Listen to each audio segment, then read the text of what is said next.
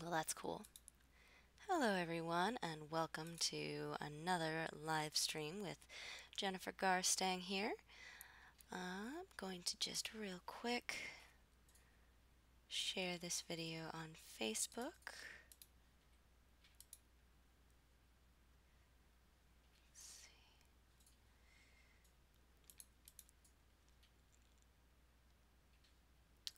Let's see. Oh, gotta get to my channel, got to grab the video, and I think I'm just gonna pop this over on Facebook.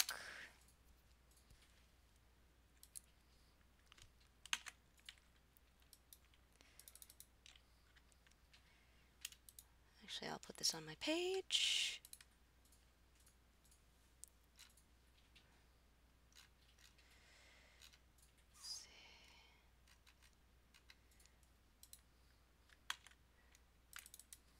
Another day, another live stream published, and we're going to get started. Thank you for joining me today.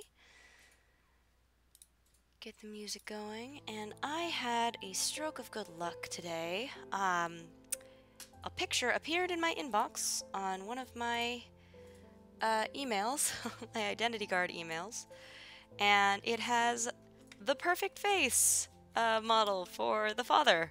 I was like, hey, that's almost exactly the expression and outfit and everything that I'm looking for. So obviously it's not going to be an exact copy, but I now have a nice reference. Really like the lighting. The lighting is actually perfect for what I'm looking to do because it's got the backlighting. It's just a little bit cooler than cooler toned than the actual final lighting will be on my piece. Mine's going to be a bit more warmer yellows and oranges. So, we're going to use this reference today and go back and see if we can't get this dad's face a little more right. Not terribly thrilled with it yet. Unfortunately, I still don't have the reference for the arms or anything that I like for that, but we can at least get closer. So I'm going to start by using the smudge tool, which is the way I kind of can push stuff around on the page. And I like the way the dad's head in this picture is tilted, the angle of his head a little more. So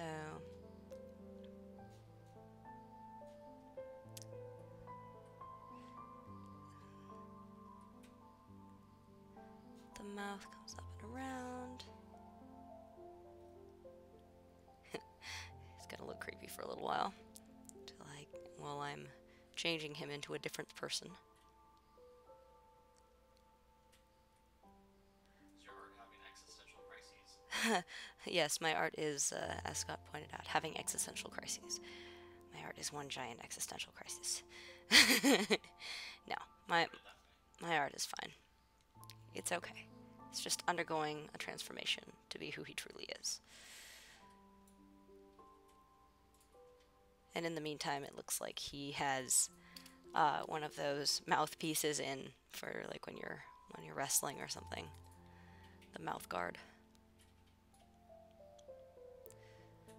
Let's see.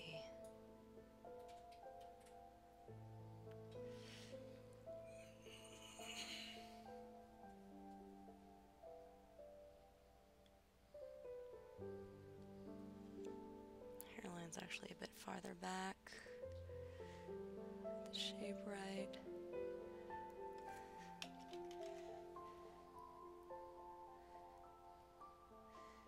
You can see a little bit of it behind the head. Oh, it's so much easier when you have a better reference photo. Alright, let's give him some actual teeth, shall we? He doesn't look quite so derpy. 10%'s not bad.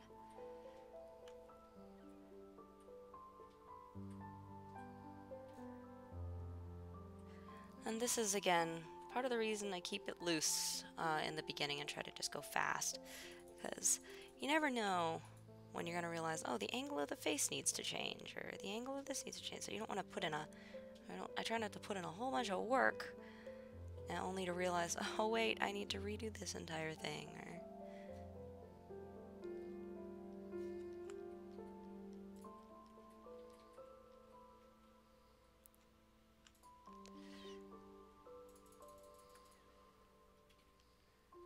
There, he's looking a lot happier now. Some days, the painting just comes totally naturally. Other days, it just fights me. The other day, when I was painting his face first, a lot of his face was really just fighting me. So now I'm going to use the dodge tool to lighten up in the mid-tone range. Just...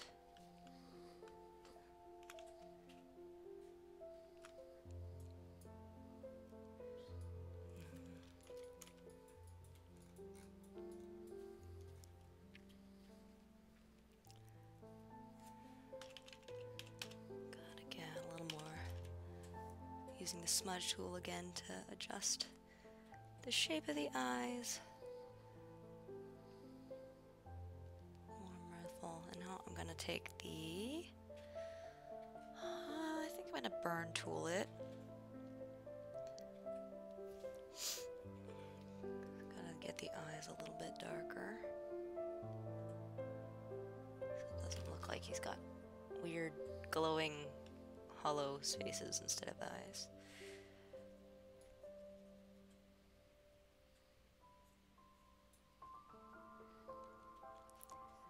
That's another mistake I often make. I don't know what this line is called on the face. I need to look that up. The cheek. Sometimes I have that coming too low where it connects to the nose.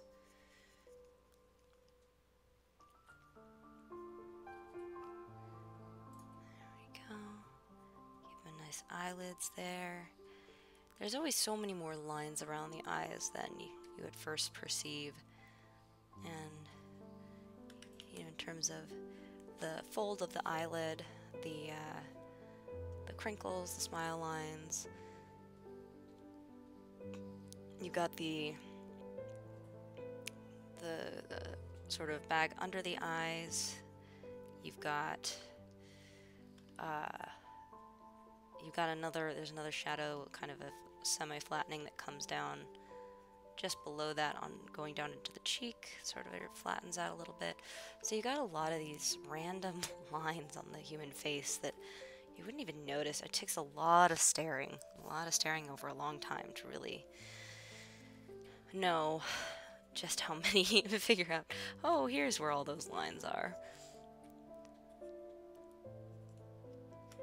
And it's one thing to be good at eyes, it's another thing to be good at the lines around the eyes. Like you've got the basics, you've got the iris, the whites of the eyes, the general shape. You can't see on this one, but there's an inner lid that you can usually see, just like the water line of the eyes, right about here, just along the rim, between the eye and the eyelashes. So a lot of painters who are just starting out, or you see kids' drawings and stuff with eyelashes on them, the eyelashes will come straight off of the eye. But that's not actually how the human eye works. The eyelashes are outside of this little tiny line that goes along the inside. Now, a lot of times, part of what makes it confusing for, kids and people who haven't stared at pictures of people and actual people, like sit there getting kind of weird staring at random strangers' face, like, how does your eye work? Is that makeup, we often will put, when models wear makeup, they'll run the eyeliner along that inner waterline of the eyes to make it completely black. And then apply mascara to the eyelashes to make them darker. But then there's actually this black line along the inside that's considered, and it looks good. It can look really good. But it's also kind of not healthy to do very frequently, because inside this rim of the eye here, the rim of the eye, the waterline here, it's called that because you've got your tear ducts right about here. And so when you're putting, And your eyelashes are there for a reason, is to keep random stuff from getting in your eye. So if you're putting random makeup Putting random stuff. inside that eye, you're putting random stuff in your eye, and it'll get into the eye itself, and it also can clog the tear ducts, which can be very uncomfortable and cause infections and all sorts of yuck. And older makeup is also problematic because if you're running something along your eyes all the time, well, any little bits of bacteria, anything that touches that, has a place to live and will propagate over time, and that's why you gotta throw your makeup out every once in a while. That's why it's not good to use it for an extended period of time. Little tidbits for all my male all my male readers or male viewers to have something learned that they never knew and never need to know, and the female viewers, hopefully, if you ever do put makeup on the waterline, just in moderation. It's not like it's gonna hurt you to do it, but it's probably not gonna hurt you unless you have allergies or something to the makeup. But it's always a good idea to use that stuff in moderation. It's not even and aside from some filming that I've done in the past, it's not really an issue for me on the day-to-day because I just can't, my skin in general can't tolerate makeup for very long, so I don't usually wear any on a day-to-day basis.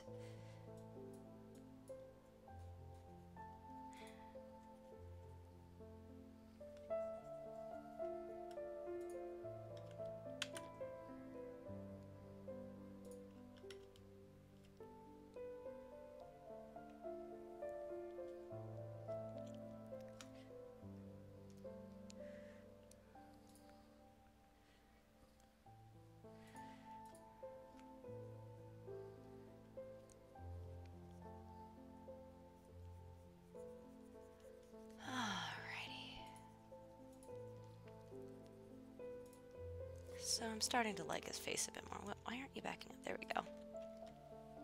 That's much better. Still more work to be done, but this is much better. I'm gonna actually darken the hair, give him a little more. The other model I was using had a bit less, but I want him to have a little bit more.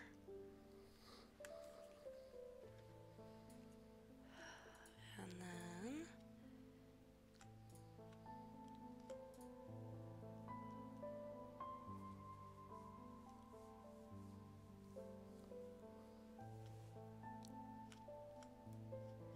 let's see, I'm gonna pull from that and make it a little more yellow.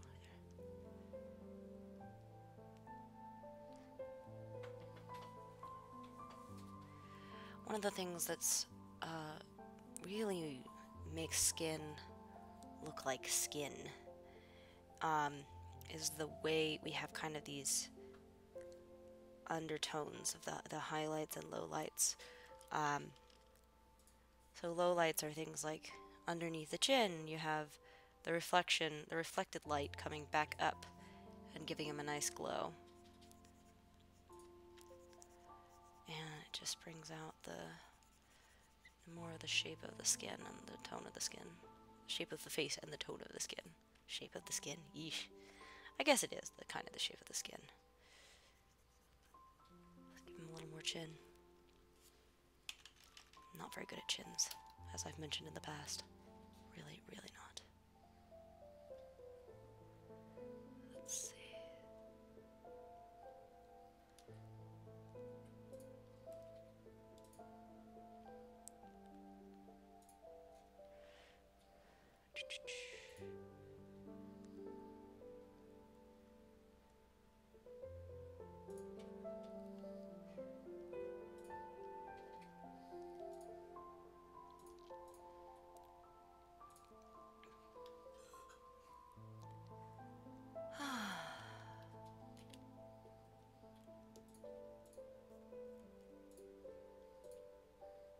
Alright. Making this much better.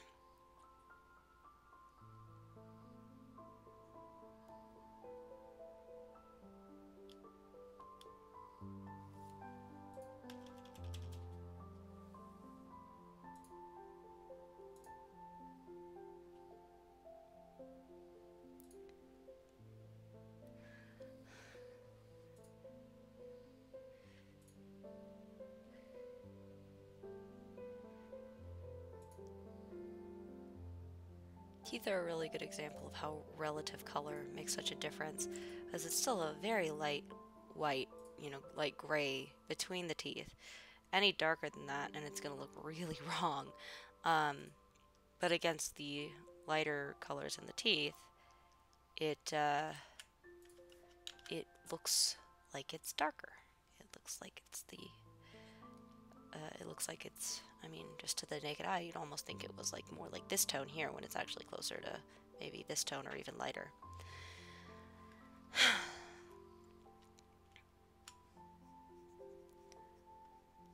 Color relativity is one of the most mind-bending aspects of existence, in my opinion, or life experience. I've seen some optical illusions on Tumblr of like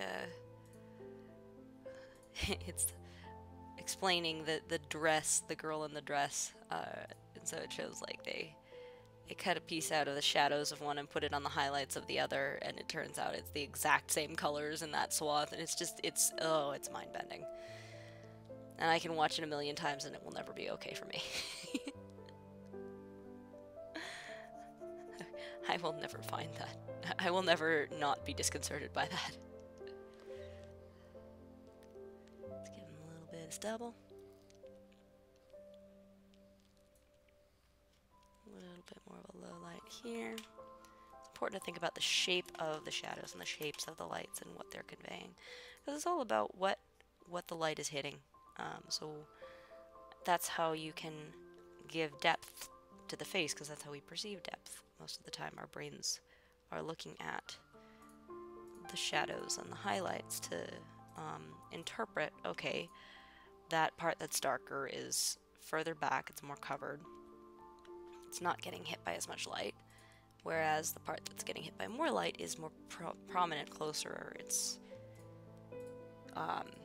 therefore it's probably higher up, it's sticking out more, it's the top of the hill, if you will. And I think I mentioned this in my last video. That's actually how contouring works in makeup, because I'm just all about makeup today. While working on probably like the most masculine character in the entire piece, I'm talking about makeup. It's making me think about makeup. It's amusing. But yeah, so contouring works by taking darker tones than your natural skin tone and painting them over the portions of the face that would be catching less light if you were thinner or if your bone structure were different. So you're actually reshaping. I think Jenna Marbles did a video on it and she talked about, contouring means I can change my bone structure. And that's really what you're doing, in the sense of you're creating this optical illusion that your bone structure is different than it actually is, or or you might be taking your bone structure and making it look like there's less fleshy bits covering up that bone structure, aka you're a little bit skinnier, and it can make you look like you have, if you're slightly overweight, it can make you look like you are not at all overweight. It is a trick that I have used a few times, not gonna lie, back in the days when I wore more makeup. Don't really bother with it too much anymore. As I said, I much prefer my skin to feel like skin and not an itchy rash of death.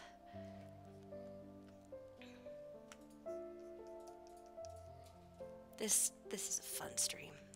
The subjects I talk about are really just something that everyone wants to think about.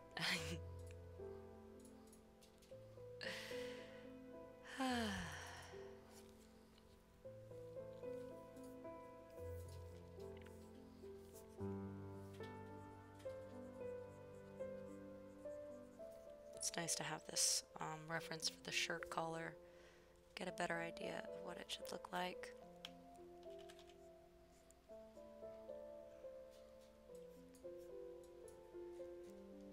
Using the smudge tool again to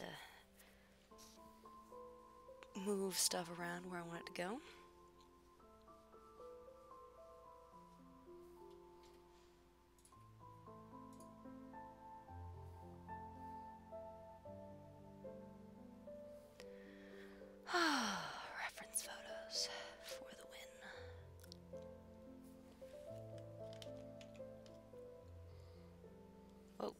computer, what are you doing? Sometimes my mouse decides that it feels like helping me a little bit more than I asked for. What are you doing? Touch off. That's actually one of the things that with this weird having it move around like this. Come on. No, no, no, no, no. Stop. Stop. It's because this is the one area where my tablet is not aging very well. Okay, stop. There. Sometimes it thinks the touch sensor is being touched when it's not actually being touched. So it just means I have to turn off the darn thing. But if the cat has lain on it and turned it on, then all bets are off. Sometimes it will very suddenly just start deciding, hey, I think you should tilt the entire canvas around at a right angle. Let's go do this now. So I'm going to help you here with that.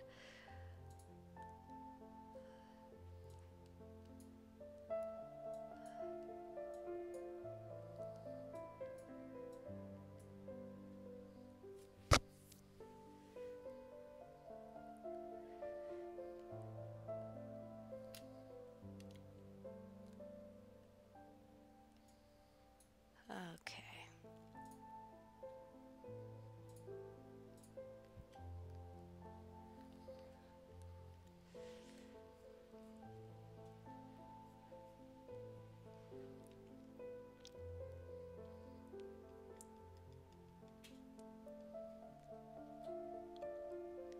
Sleeves are coming down a little further.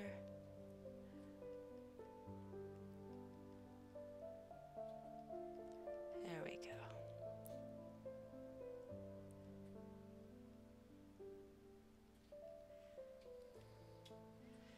Alrighty. I think he should have like one of those nice green and sort of greens and yellows plaid looks on the shirt.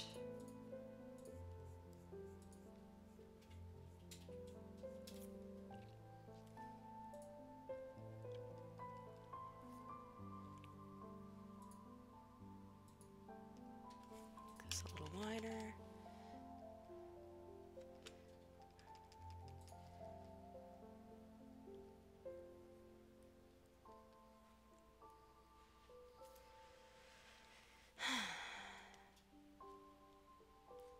Again, I'm working in transparencies more because I never know exactly what the colors are that I actually want to put down until I've started putting them down.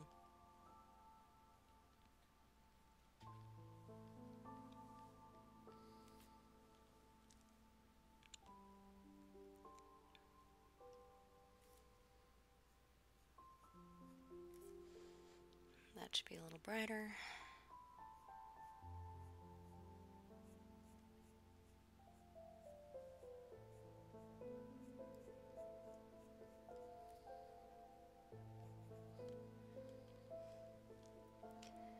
And then we're gonna go back here and get some of this gray. Start filling in some of these shadows on the shirt proper.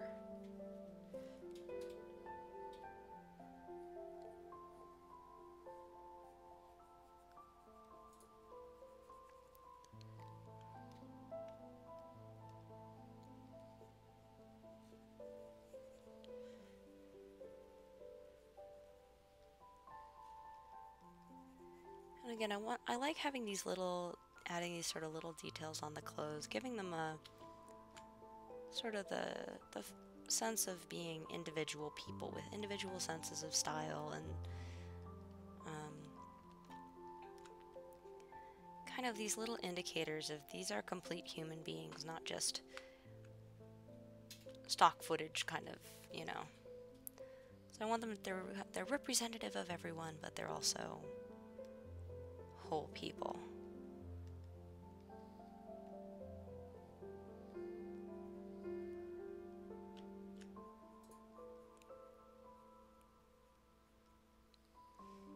Given the shape of the neck.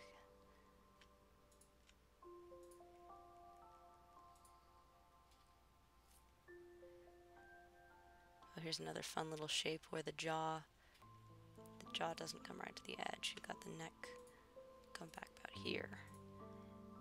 And the face starts a little bit farther forward. That's another thing I always forget at first, until I'm looking at actual people at this angle. Get him a little Adam's apple there.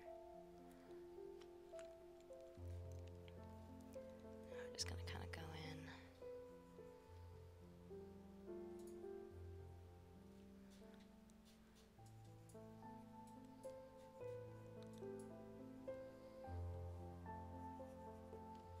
A little more shape to that.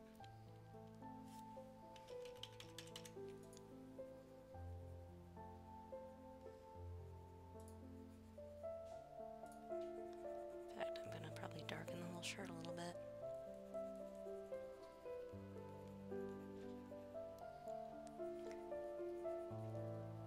There we go.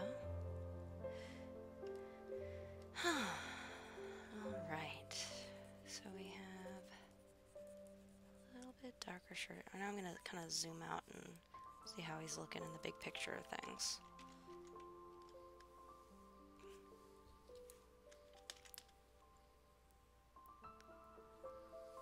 Cool. So his top half's done, his bottom half's still very sketched, but well, his arms, they're not bad. They're not terrible. I'm definitely gonna need to work on them more. The green shirt's actually a little bit of a problem right now because it's the same color as the grass, so it looks like he's see-through. So we're gonna take a darker green, like from the trees. Let's see if we can make him look a little less see-through.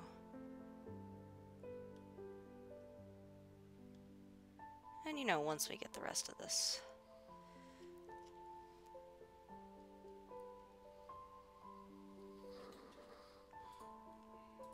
done, the colors in the background are going to change quite significantly.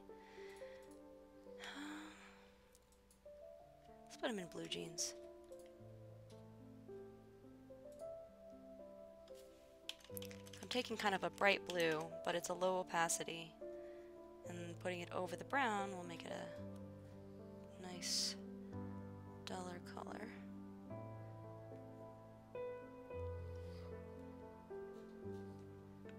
Now I can go in with like a navy blue, start putting in some of these shadows here, just broad strokes.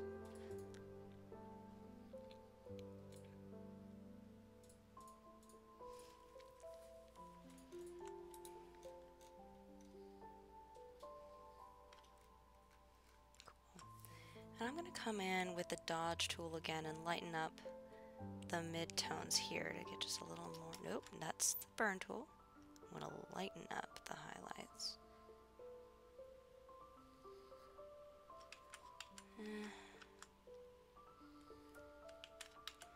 Let me try targeting the highlights themselves. There we go. Now it looks jaundiced. We don't want that.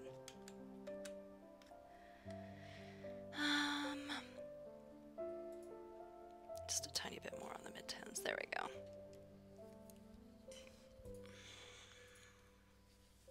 I'm gonna look around for some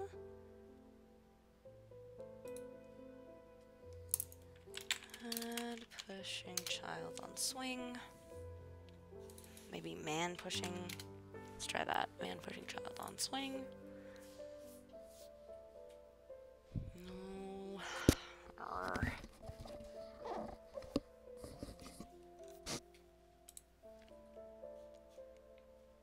These are all so overly posed.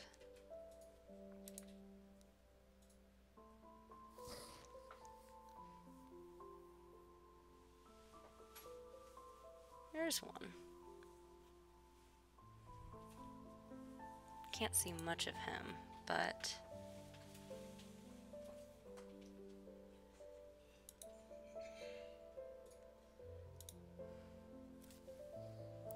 he's very tiny in the background, but here's this stock image that I can use. See? His arms are down more. which it's not gonna be exactly what I do, but I think I could go for that. So I'm actually gonna use what's called the pen tool again, and I'm gonna grab this arm. Just a nice, a little more of that. Nice rough outline of this arm. And I'm going to now select this and turn it. And there's going to be a gaping hole where his arm once was.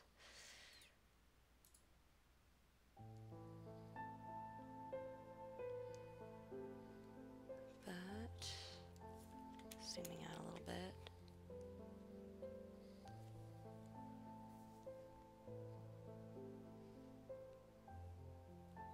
Longer.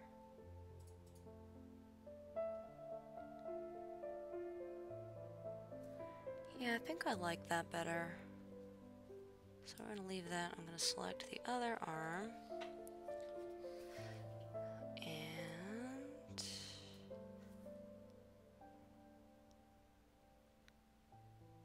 boop. Give it a nice wide berth on that one. It doesn't need to be right up against it the way the other one did. And let's make this one like...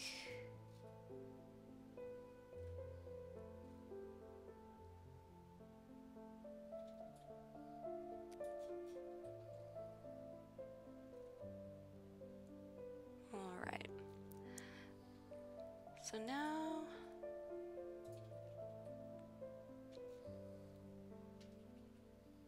This should be a little bit lower.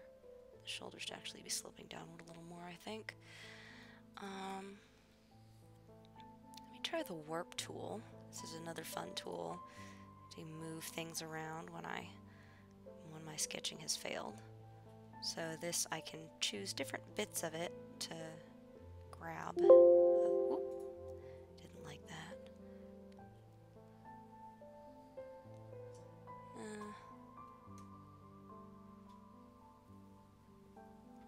I can kind of play around with the approximate pose of the arm, and then of course I'll go back in and fix up the details because this kind of makes it look like Gumby arms. I hated that show growing up. Whenever it came on, I would change the channel. He creeped me out way too much. Especially like when he would like merge with Pokey, the donkey creature. That's not okay. All right.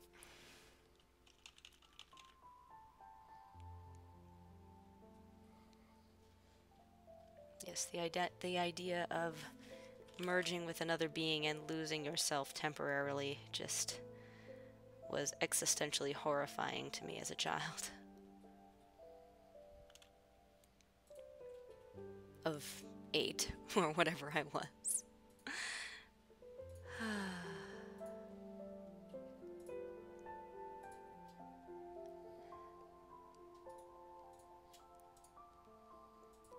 So, in this picture, the hand's actually turned a little more upward.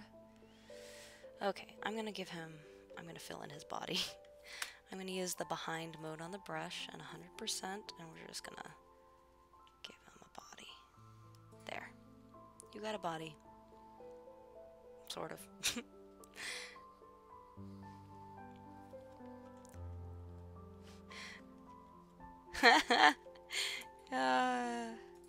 As the computer processes it when I'm moving in, it sometimes you'll have to watch it in the stream, Scott, a little later.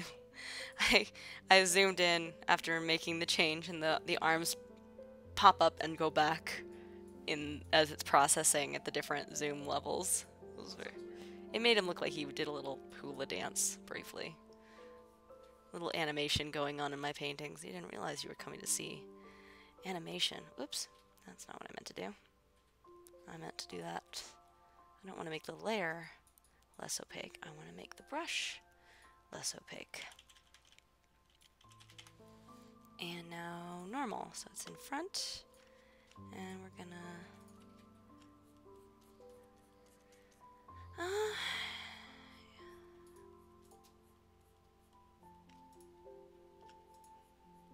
give him a shirt.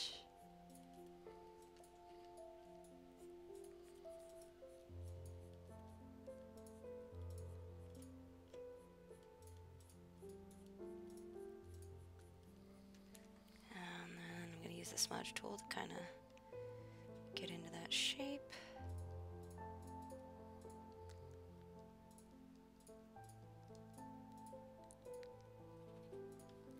He's looking quite a bit more proportional, if still a little Ken doll-esque in his arms. So the shirt should be longer.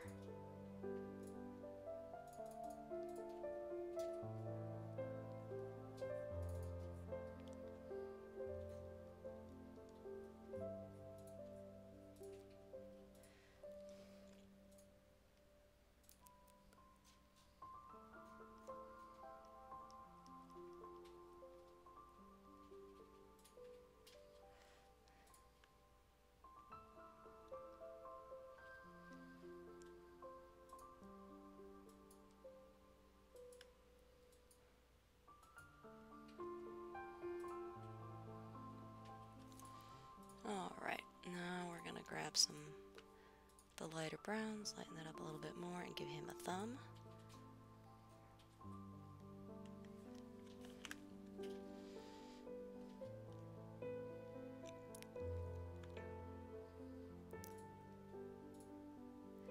It's another thing that I find really neat to paint, because I've painted so many, growing up, my reference photos were mainly, Caucasian images, and my references for skin tones. There's a lot of Caucasian representation, especially in like fantasy art. There's a ton of that. I mean, heck, even like the otherworldly beings are, the elves are like uber white, and so it's interesting to me to look at African hands, people of African descent, and how much lighter the palms are compared in a lot of people compared to the tops of their arms and the tops of their skin, and the fingertips are much lighter colored. You don't have that level of contrast color-wise in Caucasian people usually.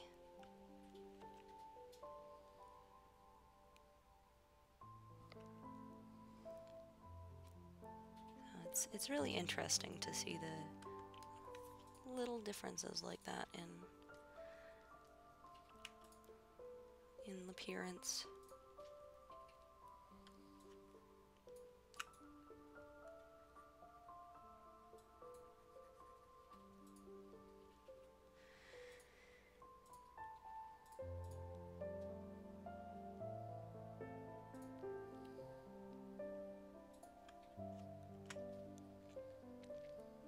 So like the fingernails are much lighter than the rest in this picture. It's really interesting. Here, I'll show you on the... So you can see his fingernails here and the underside of the hand. They're much, much lighter.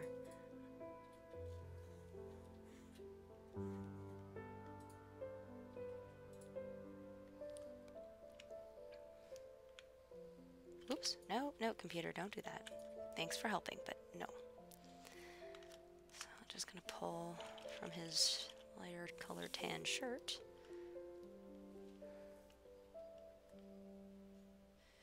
We need to get more oranges and reds into the hand too. Right now it's still looking a little dead.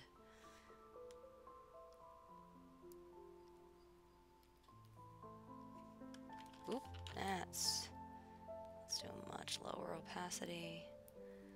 Let's get this to a little bit of a nice lush to the skin. A little bit of a glow.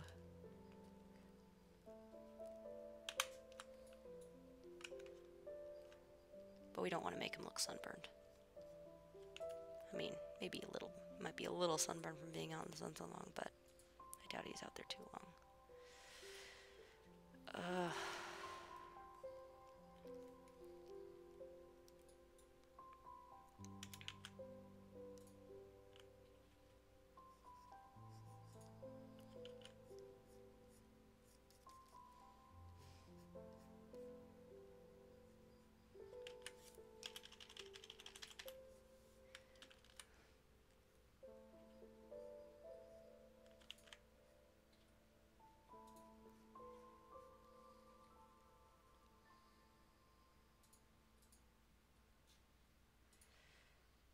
Let's see.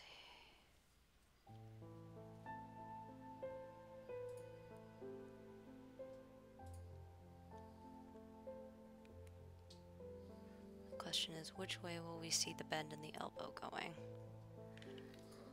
from this angle? It's kind of almost straight on. It's behind here.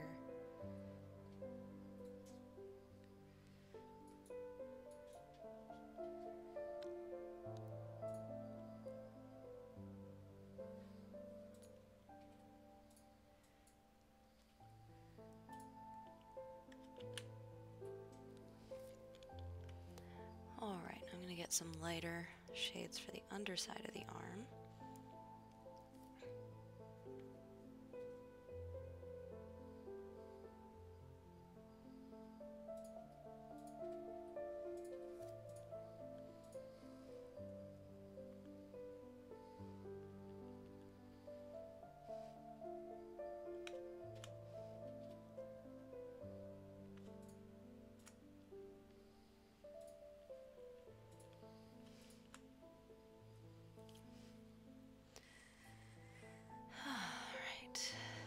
Hard to see. This picture is pretty pixelated, so getting the angle of the hand, I'm kind of having to fill in the gaps, what I can see in the picture and what I know about human hands.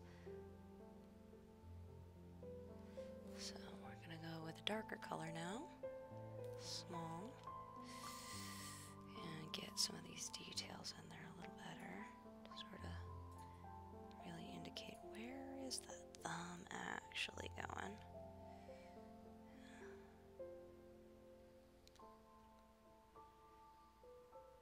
Where are the fingers actually?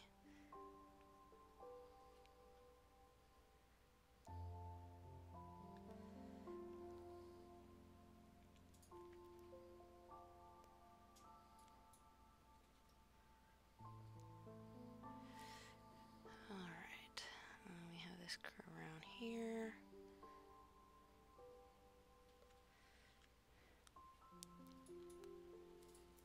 I'm gonna clean that up around here a little bit. Starting to gradually look more hand-like. This is how it goes with me on all these pictures. Gonna have the fingers curl around a little more this way.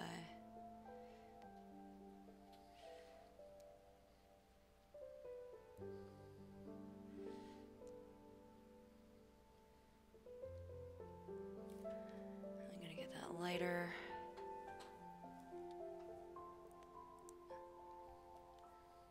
tone for the underside and for the fingers. It's too much. Let's see.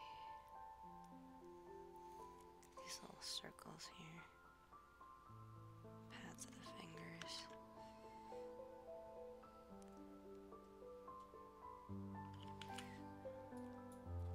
Really lighten that up. Show where the palm is here.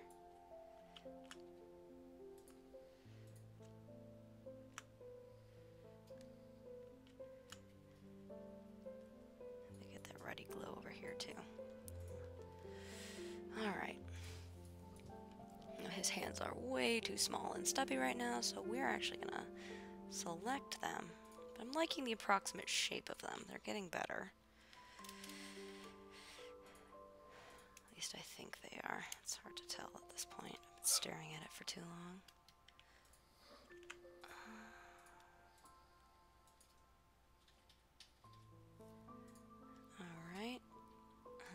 smudge tool again.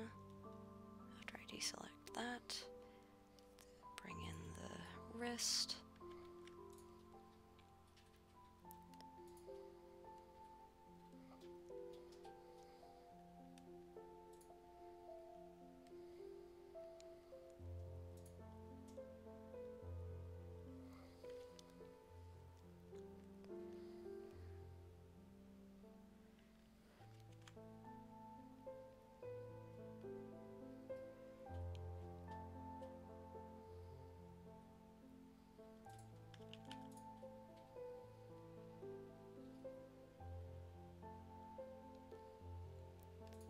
Let's see. I think I want his hand to be a little more down facing than in the picture.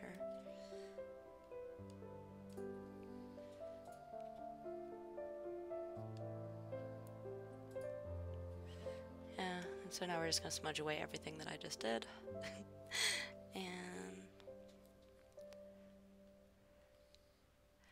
and that's okay.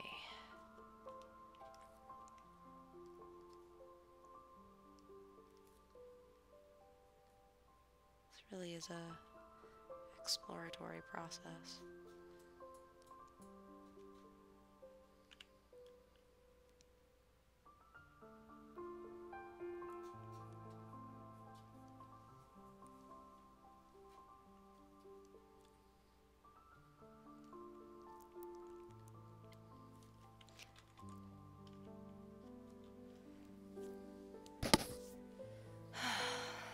This back arm.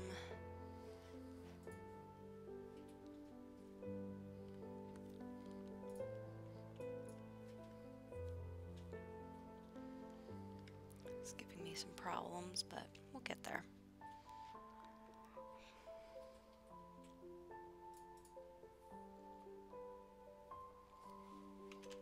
Let's try elongating it a little bit.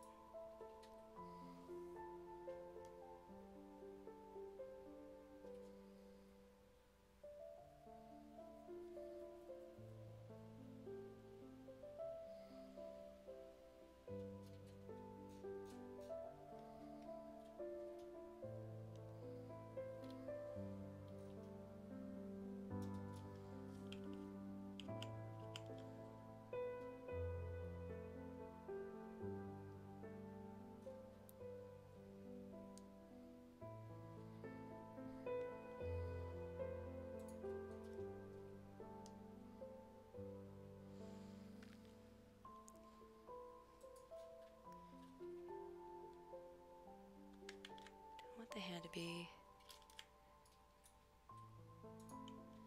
Nah. It's good. Okay.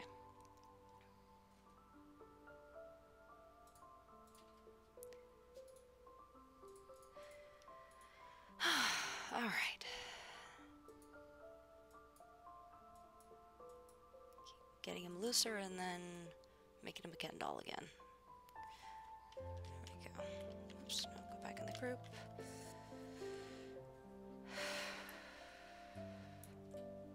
Alright, I think I'm gonna need to probably set him aside for a little while. Definitely liking his face. I keep saying I'm gonna set him aside and then I keep coming back to him.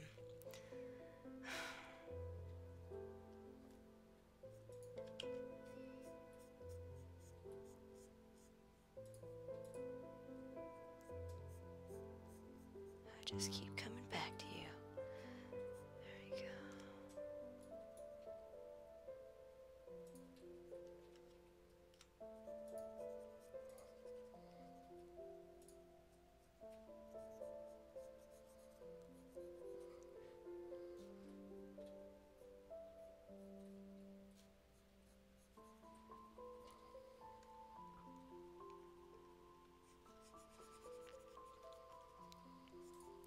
Okay, now I'm just gonna go over the whole thing in this nice dark blue.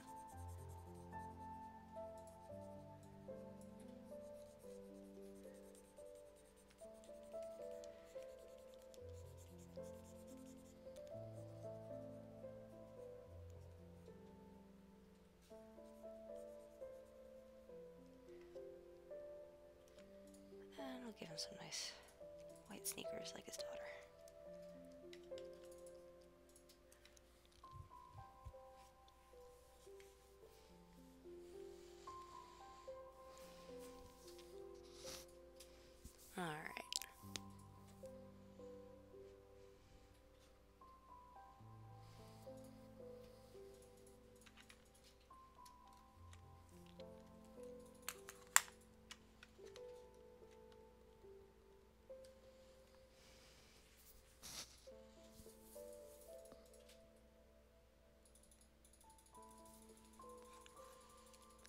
course, his feet aren't going to be quite that huge. At least get the proportions right before.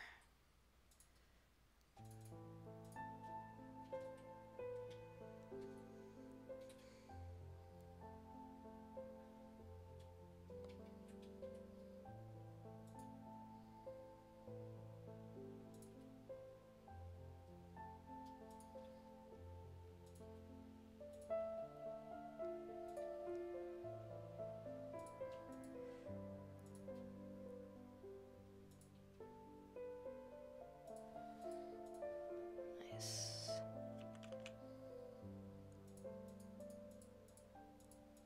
Looking a little less stiff now. I'm liking it.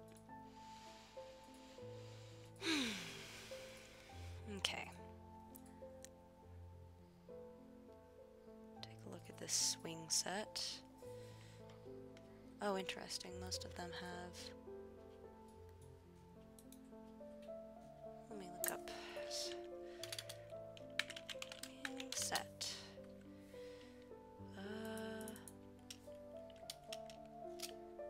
Public swings. Images. Do they all have that third pole, or is it just... Oh man, those old ones look dangerous. Just like a single pole stuck into the ground. That's not a good idea. You gotta have at least one more. I think it's okay to have just the two and not have a third one. I know a lot of them do have that third, but we're not gonna worry about that. I don't want it to be obscuring what's actually important in the piece. Go with a light, more steel gray. Should be a warmer tone.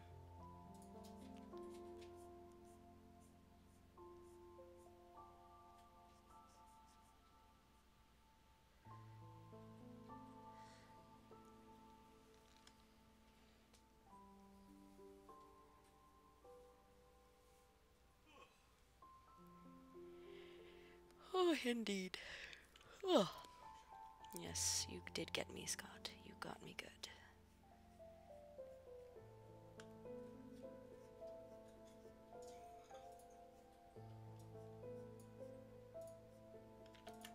I hate drawing straight lines. I hate it so much. I'm so bad at drawing straight lines. Oof. There we go. I've said it once and I'll say it many more times. I will eventually probably use the pen tool, which creates like perfect lines to clean this up. But I don't want to do that yet because this piece is supposed to be kind of organic. It's supposed to look like a painting. It's not supposed to be perfect.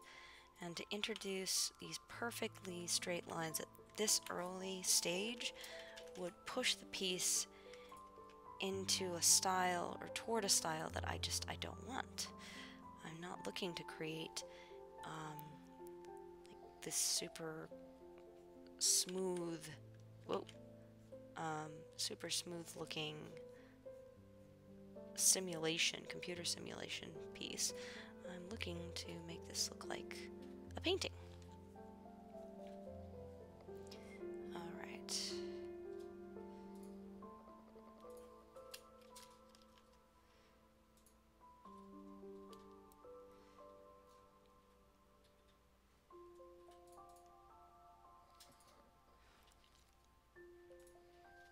Okay. Then we're gonna have the second swing.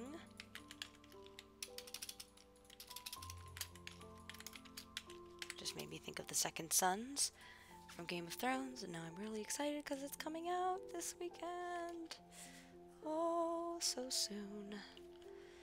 So soon, but not soon enough. All right.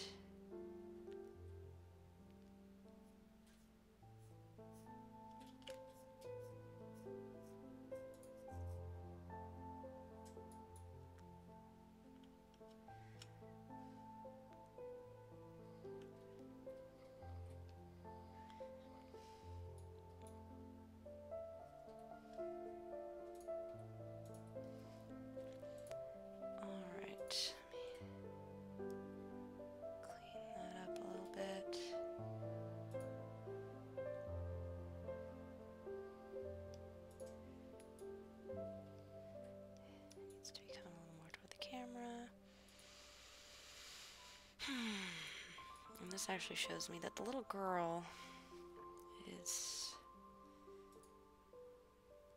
probably should be right about there. In relation.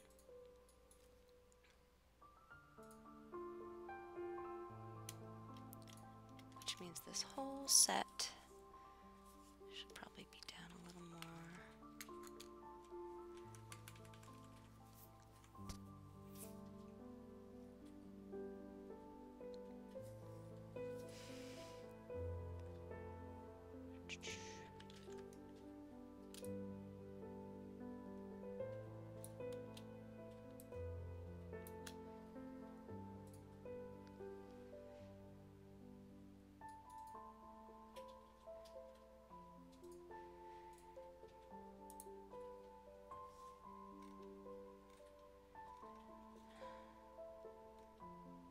Pretty short swing set. Let me take a look at this again.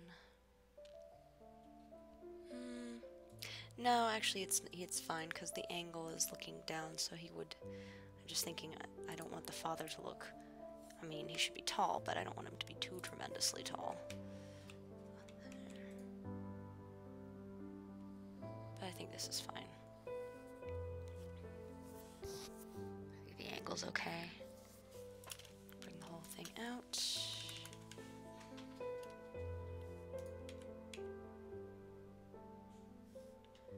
I'm gonna move this second swing over a little bit more. See more of him. Which means it needs to be a little bigger because it's closer to the camera.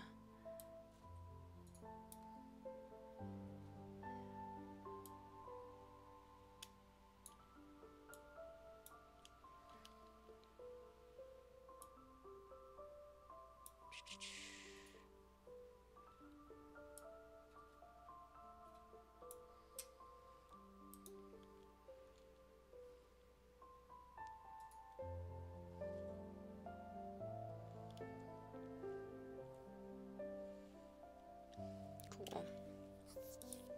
I'm gonna do a little more work on the daughter. So let me bring up my reference photo of her. Actually, this other one that I'm looking at with the dad has a really nice face and background too that I can reference there.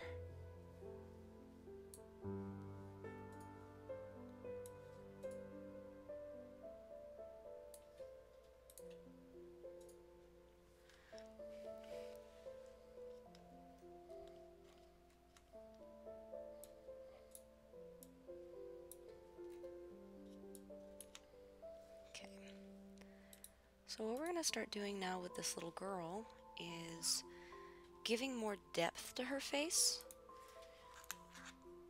So like when we come over to the dad now with the work I've done on him, not the rest of him, but the face, there's more contrast. There's lighter lights and darker darks. Whereas the little girl is still kind of flat looking, and that's, we want to bring her a little more to life. So this a little smaller.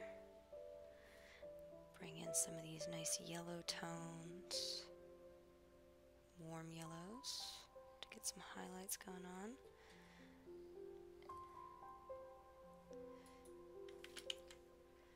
And lower the opacity a bit more. I'm actually going to look at the reference of the girl in the other photo to get some of these other lights, since it's that nice outdoor lighting.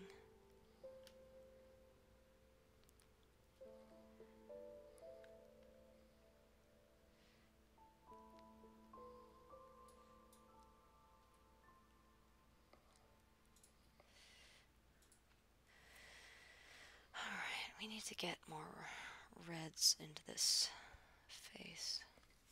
I'm actually going to take off my gunner glasses for this so I can really see.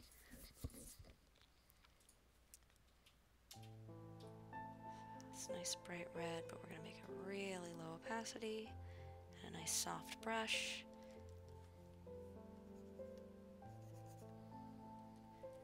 Bring her a little more to life.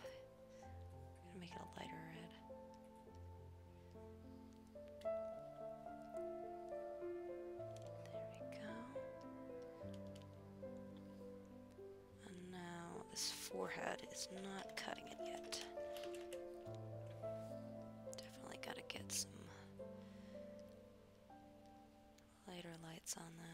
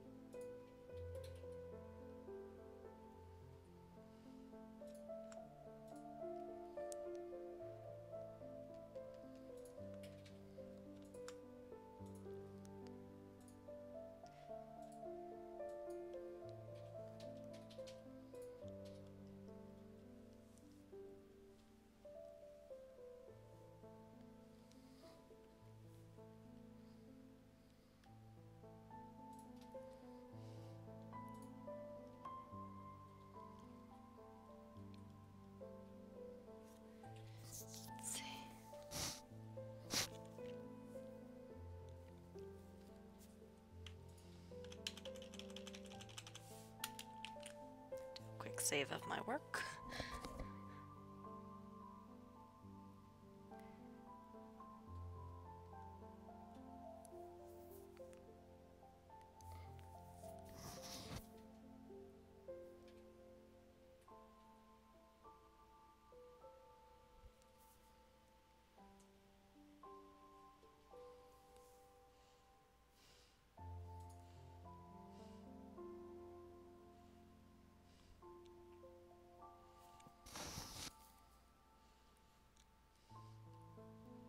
Grab some lighter whites and give her teeth again.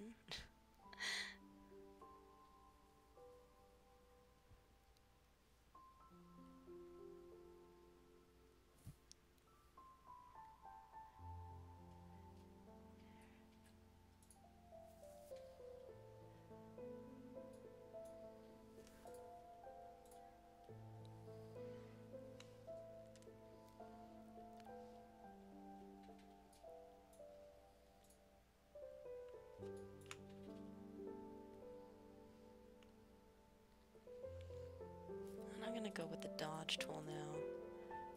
Try to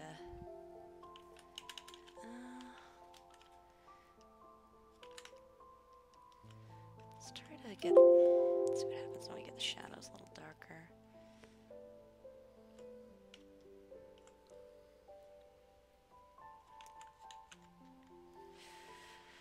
Alright.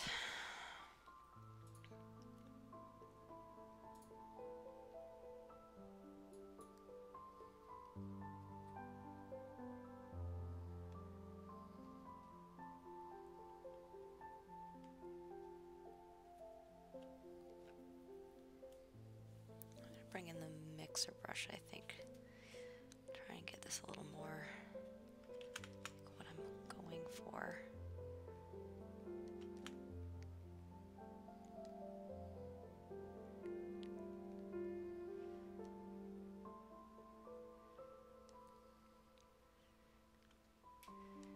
It's hard with like young kids because if you do too much detail, it makes them look older than you want them to look.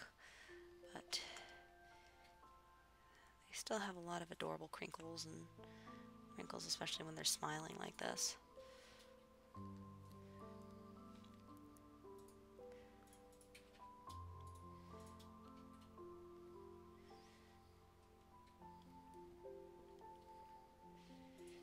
And I think I actually want her face to be even a little more scrunched.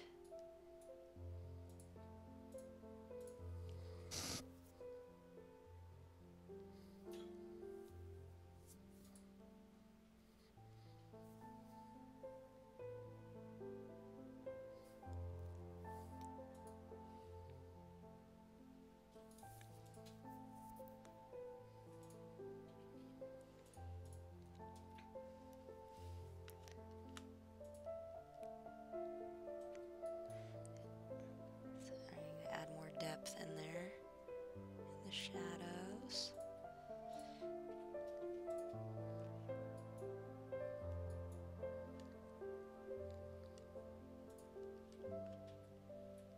And then we're going to clean up around the edges of the shadows with the lighter tones. so they don't just take over the whole face.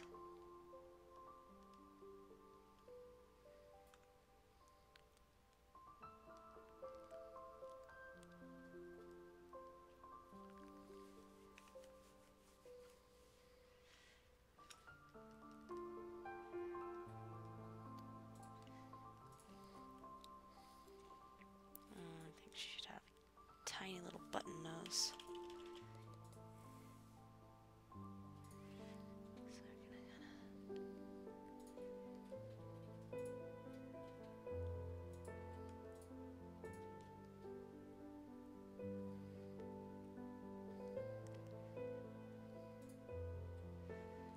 There we go.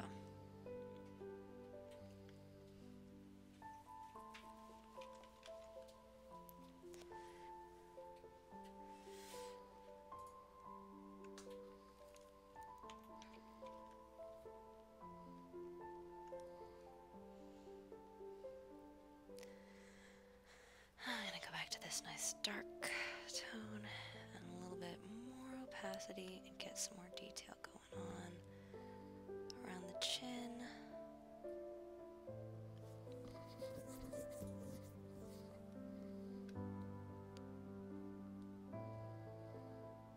Give her eyelashes.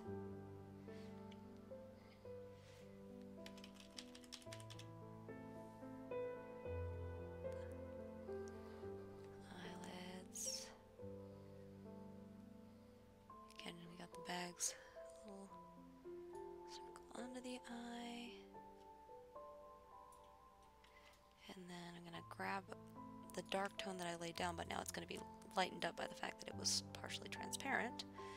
And now we're gonna get that little shape coming down off the nose onto the chin. Now she has really cute chubby cheeks, so we're not gonna see much. It's gonna be a pretty light shadow there, but... And yeah, the challenge with these lines is if you get them wrong, you can accidentally make, you know, getting the lines on the face wrong can send a weird subconscious signal to the brain that maybe a lot of times the eyes might look puffy, or, you know, like there's something off, and you can't, usually, you know, when you see pictures like that where they've made some mistake on the lines of the face,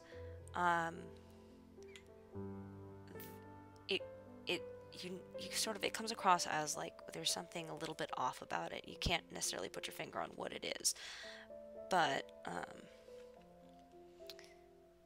I hope you wouldn't put your finger on someone else's eyes, but but a lot of times it's because, like, when we get an eye infection, or, you know, bump something, you know, bump our eye on something, it gets swollen, and the lines change, and they sometimes they'll merge together. So if you don't have all of the main lines that make up the shapes and subshapes in and around the eyes, it can look like they've been punched in the face a while ago and are recovering from it.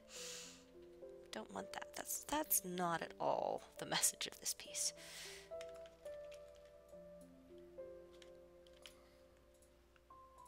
I'm actually going to create a new layer so I don't mess her up. I'm going to work in.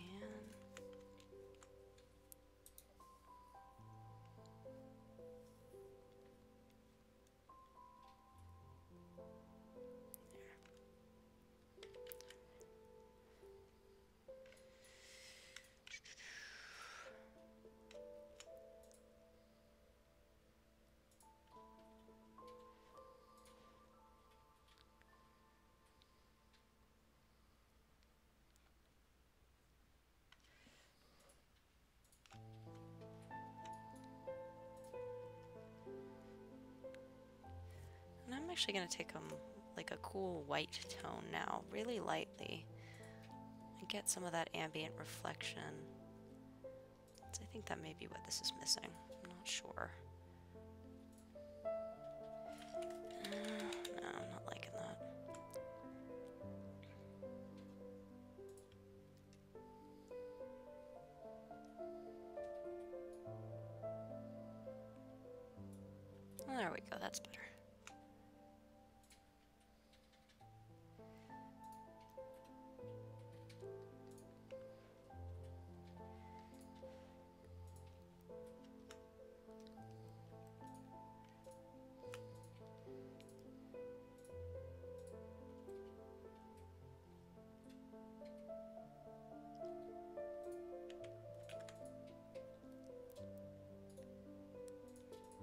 getting some more oranges in here.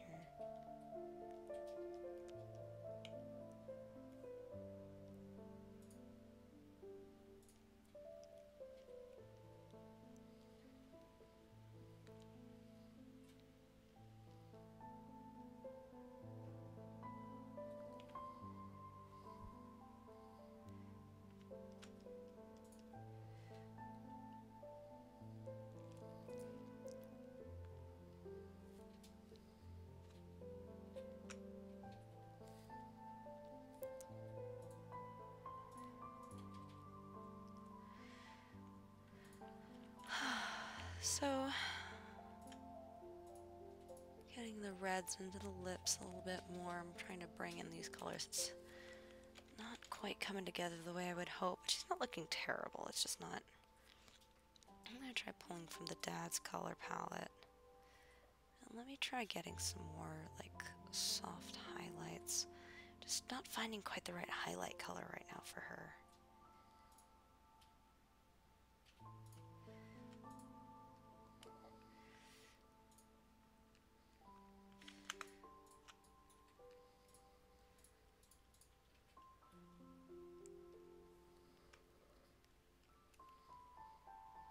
Part of it is the forehead is a little bit at the wrong angle. Maybe?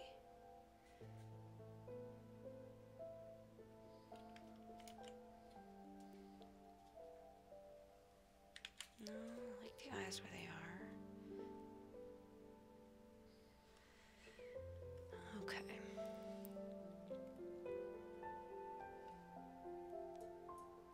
Let's try dodging the highlights and see.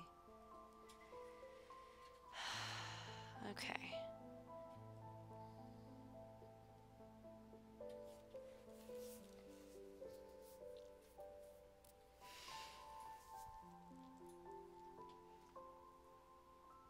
Alright, I'm gonna try getting a more, let me pull like a redder tone.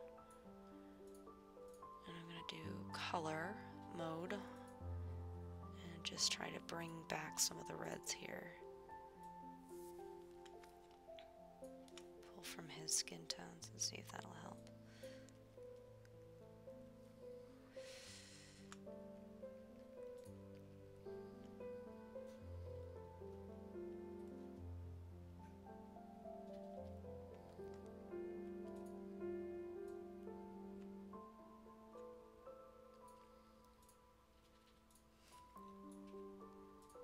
That's a bit better.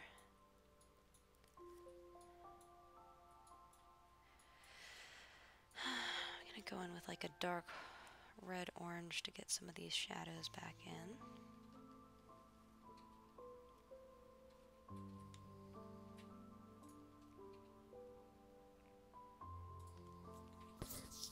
Okay, not bad.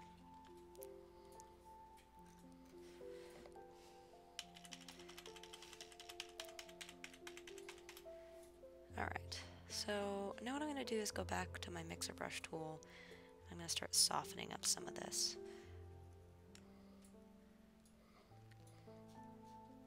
I think for the base color, I'm actually going to grab from like here. That's like a middle ground color. And then I can start periodically grabbing, as I'm doing this, periodically pulling from the colors around to kind of do a nice subtle blend that's not overdoing things. Again, as I've mentioned in the past, one of the dangers of the blending tool is you can lose, if you overdo it, you can lose a lot of that nice differentiation, you know, the nice brush or the brush stroke look. That just is what part of what makes this so much fun, this style, you know, really going for that in this painting. So, and it, you know, even in a more photorealistic piece, you can, if you overblend, you know, human skin does not reflect light evenly. There's all kinds, because we have all the little pores and hairs and things like that. So there is a texture to it that you see in human skin, and So if that's one of the signs of a bad Photoshop job. You know, if you see a photograph where the skin is too smooth, that's why it looks wrong to us, because that's not how light reflects off human skin.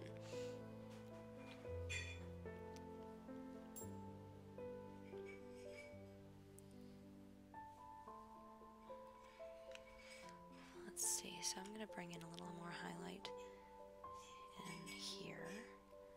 And so remember, we're kind of creating the shape of like, so behind this is an eyeball. There's a round sphere behind each of this. And so you want to make sure that you you account for that in the way the light is hitting it. So here's the sphere, and we're creating that with the shadows and showing the way that that pushes out the skin on the eye, around the eye.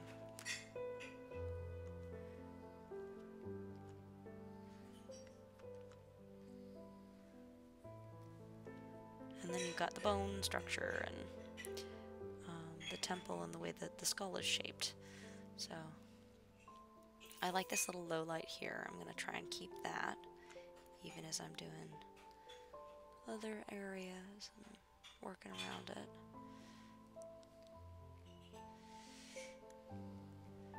So I'm going to now look at how I did the shadows on the dad's face.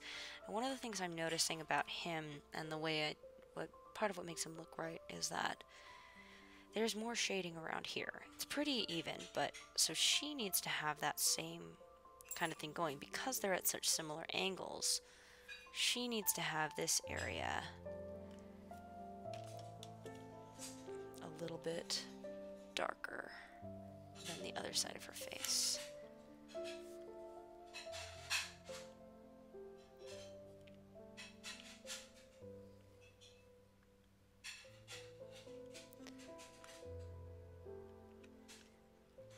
But not quite as intense as him because she's actually slightly more toward the camera in terms of the way she's facing. Alright, let's smooth out some of this. See what we got going on over here. Oh, the part that I'm most terrible at, the chin. I'm so bad at chins. I don't know why. Mouths and chins just still are such a challenge for me. We also got our hand in the background here. I should start putting that in so we can kind of see where that's going to fit. 1, 2.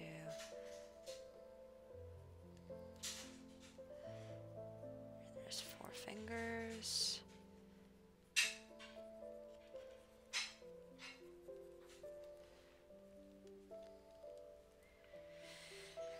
Alright, let's take a closer look at this little girl's lower lip in the picture. So I'm zooming in here and trying to see how she's got sort of the cute little dimple there. That's, oh god, she's so cute. She's just like the cutest little girl. So we've got like, just trying to look at the way the lip, where the line of the lip meets and the color there. And we've got this little line along the chin. We've got the low light here. So I'm going to try and get something approximating that.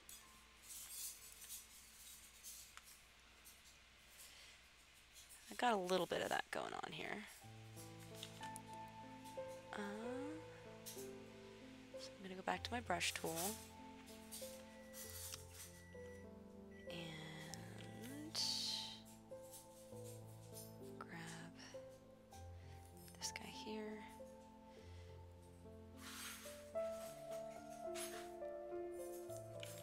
Make it smaller but darker.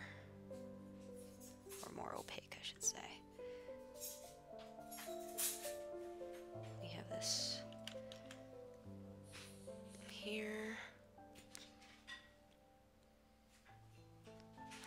The bottom line of the lip is defined, but one of the things that's not looking right here is we're gonna let's grab that pink. It's like a peach tone, and we're gonna go a little bit redder.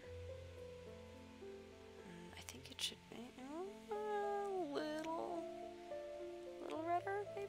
I don't know, it's really hard to tell with the relative. Yeah, no, that's about right, actually. It's really hard to tell with the relativeness, because, see, this is actually, if you're looking at it on the wheel, this looks much more brown than it does against the brown tones of her skin. So, but it's almost too red now. But that's okay, because it's the base color, and we're going to be putting more over it.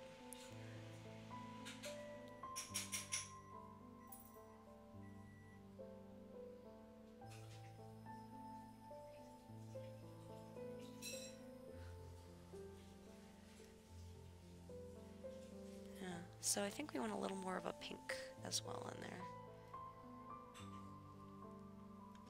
But lighter. I'm going to make that lower opacity. There we go. Now we're going to pull from some of the colors around and start bringing it in. It's almost turning it into a little more of almost a purple tone. And we don't want our lips to be too shiny because she's a little girl. She's not wearing makeup.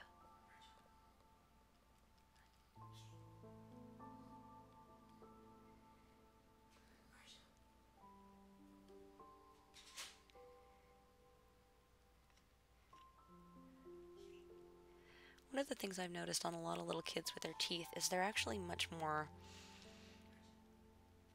individually spaced when they still have baby teeth. So adult teeth tend to be closer together because baby teeth are smaller. So they look much more, you can really see each one.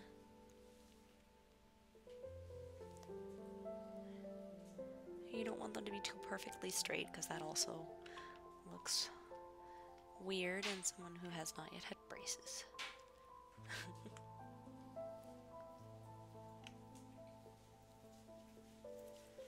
I'm going to pull some more darks in here.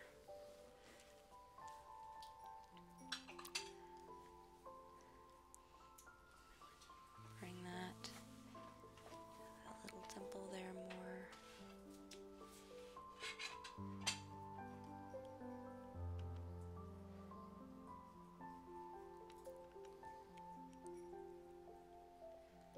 We're going to get more crispness on the nose.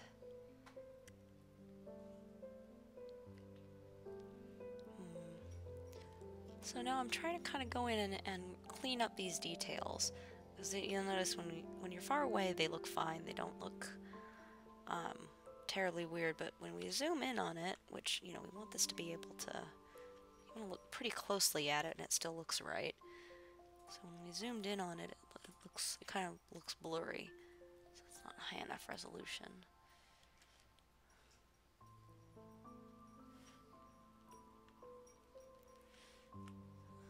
Let's see. So our eye should actually end right about there. And then we got this little skin fold coming down.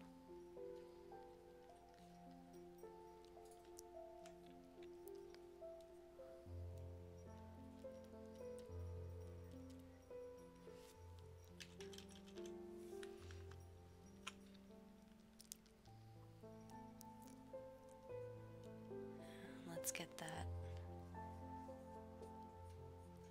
Really see the line of the eyelid. Pull some darker darks in there. I'm gonna up the opacity a little bit and get some little hint of eyelashes going on.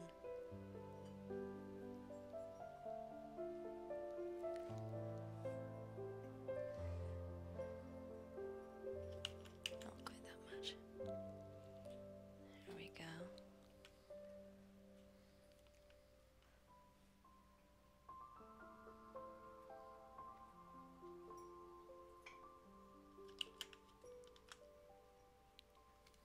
Really get that the right level of darkness around the mouth.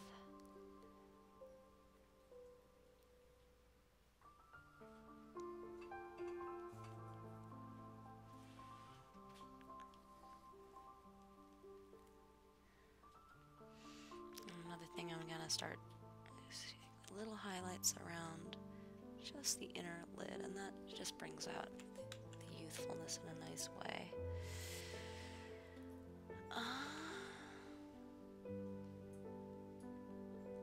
Just makes it little highlights there. It's another thing that I learned from my friend who taught me how to do makeup. If you want to make yourself look fresh and young and awake, add a little highlight to the inner corner of each eye.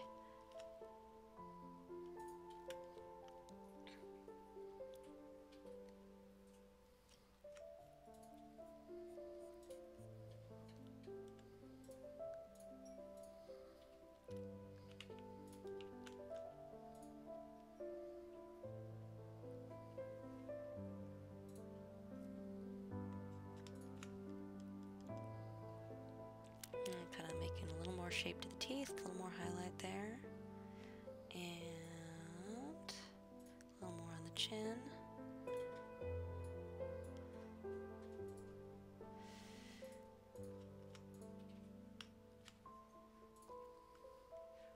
So it really is kind of a balancing act when you're doing the highlights and shadows. You want to bring in the shapes, but so it's sort of like laying them down and then toning them down, and lay them down, tone them down. And bringing in that round shape to the nose that's really cute.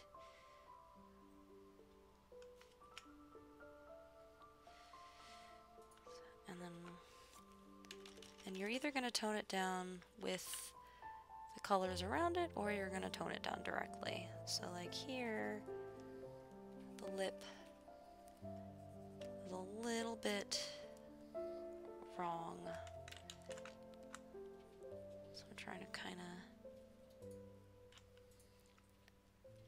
of blend that in. And I think that's both going to be from making the lip itself darker, and the area around her needs to, the area around the mouth needs a little more work. So yeah, sometimes what you're looking at is like when a feature looks wrong, there's two things to consider. It's either it's the feature itself, or it's the area around that feature that's making it look off to you. And it's a matter of kind of identifying which and going from there. And usually it's probably some combination of both, I've found. So you'll notice here, this eye on this side, it's a little odd looking to me. And it was because it didn't have that second line defining where going down the cheek a little ways that you see. And the picture itself that I'm looking at doesn't have that, so I have to kind of remember that it's there. I don't know if it's just the way the lighting hit on the girl is a little different than the lighting that I'm trying to accomplish here, or if it might have been that it was photoshopped out. She definitely looks like she was a bit photoshopped.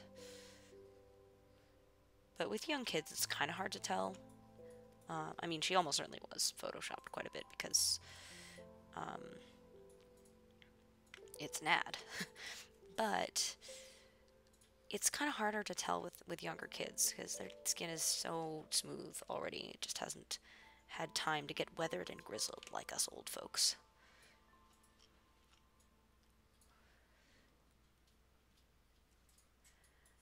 Really, any other context, I feel like talking about young kids' skin would be really creepy. Maybe it's already creepy. I'm a total creep. I'm talking about painting them! Sorry.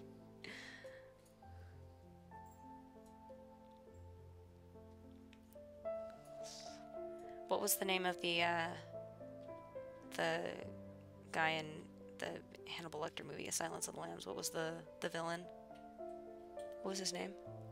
The guy that put the moth in the mouths. It rubs the lotion on its skin, or else it gets the hose again. Okay, I really shouldn't be talking like that when looking at an adorable picture of a child on my screen. But that's what I feel like right now. That's what I feel like. I'm like Bob Ross, if Bob Ross were friggin' psychotic.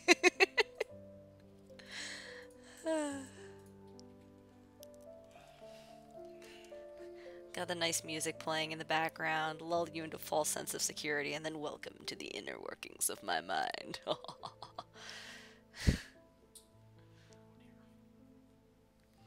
Indeed.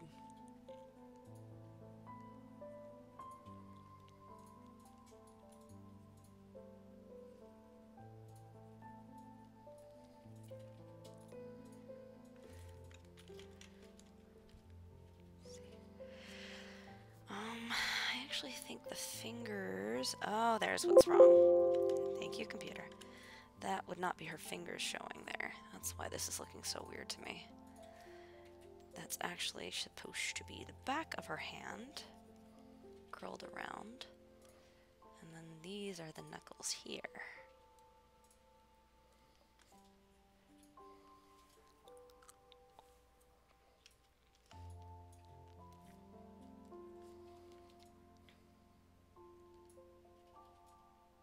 Knuckle, knuckle, knuckle. And let's get some of these highlights on the hand.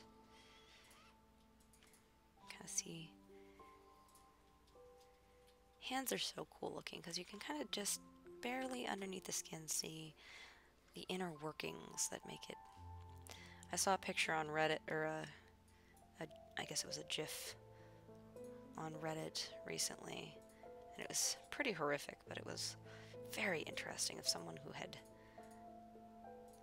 I don't know if it was, it looked real, like they'd had some major injury that had taken off a good portion of their arm, the top of their arm, so you could actually see in, and they were like opening and closing their hands so you could see the inner workings of the tendons as they were moving the hand, and it was so creepy and horrific and fascinating to see how it worked.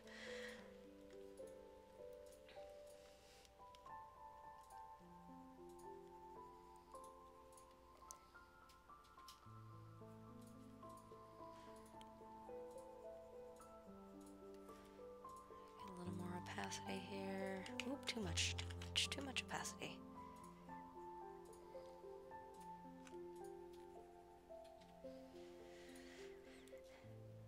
And we are gonna have the chain be going down like about there.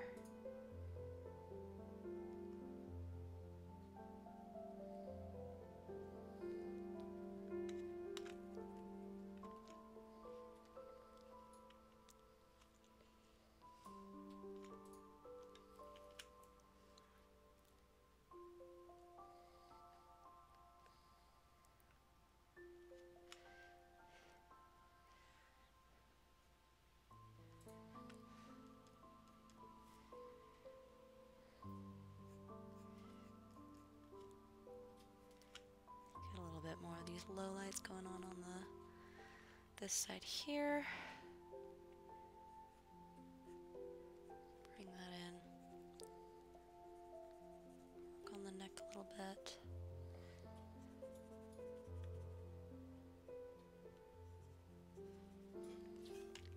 Let's zoom out and see how she's looking from afar. Not too bad. Her eye closer to us is looking a little larger than the other one now that I'm seeing. I think we want to make this eye bigger to match, rather than... So I'm gonna do that thing I can do. Selecting... Or actually, I think first I'm gonna try the liquify tool. Like, again, that's one of the things I absolutely love about Photoshop, is there's just so many approaches you can take. So first I'm gonna save. And then we're gonna go, to the liquify tool. And the liquify tool is actually very similar to the smudge tool, except it doesn't make things blurry. So you can move things around, you can make things bigger. Oh my gosh, if I can ever actually get all the way zoomed in. So you can see the transparency now. You can see just the one layer that I'm working in now. Oh my goodness, can we zoom in more? There we go. Alright. So I'm gonna start with the forward warp tool is what it's called. Make it a little bit smaller. And we're just gonna kind of shift the eye up and over a little. And this one I'm looking at, I'm gonna make a little less droopy there. And then I'm going to use what's called the bloat tool. And this is particularly nice to use on eyes when you're needing to make them a little bigger because it moves everything out and in like a sphere shape. So it maintains that nice look of a round sphere, which is what the eyes are. They're spheres. And let's see. The nose is over a little bit.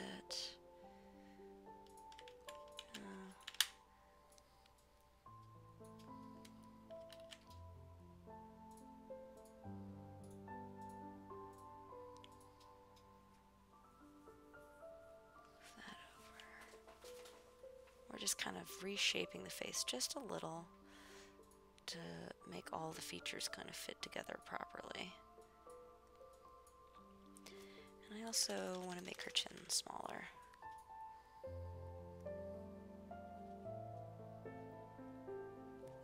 I want her to look quite young. Alright.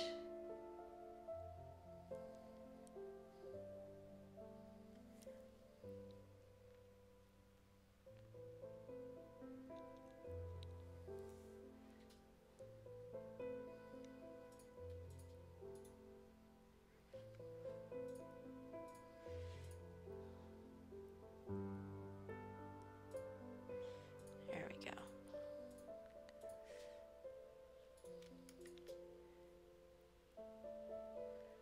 Alright, now we're going to apply those changes and see how that looks.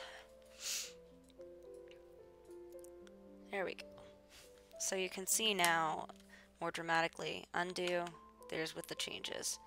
We're going to back out, without, with, very subtle, zoomed out, without, with. Just brings it together a little bit better, you can see. Yeah, much better. Ooh, without, with.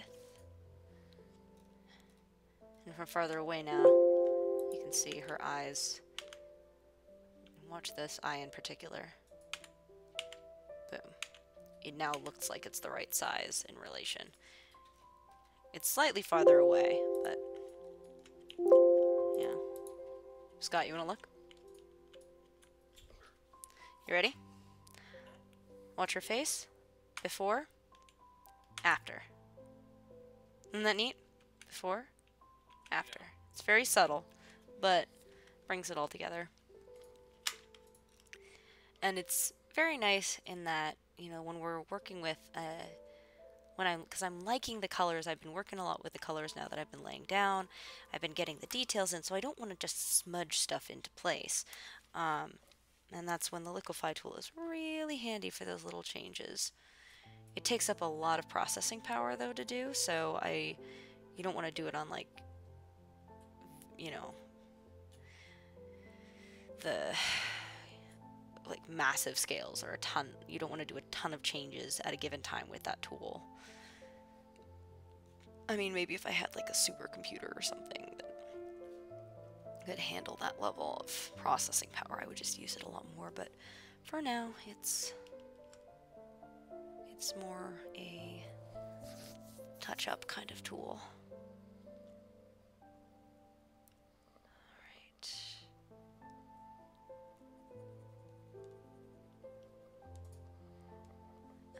I'm going to make them all pink.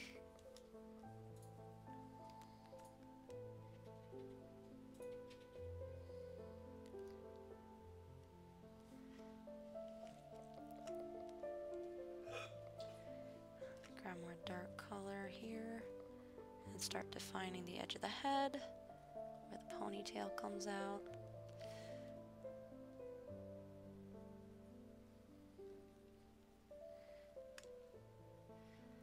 I'm not sure if I like where this one is flying. It looks a little bit too picked up by the wind. A little too picked up by the wind. I'm wondering if maybe it should actually cross in front of her hand a little bit. Like that.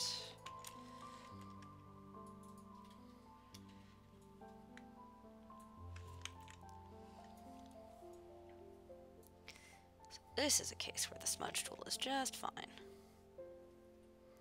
Because we don't care. Yeah. I like that much better. I'm gonna make this a little darker.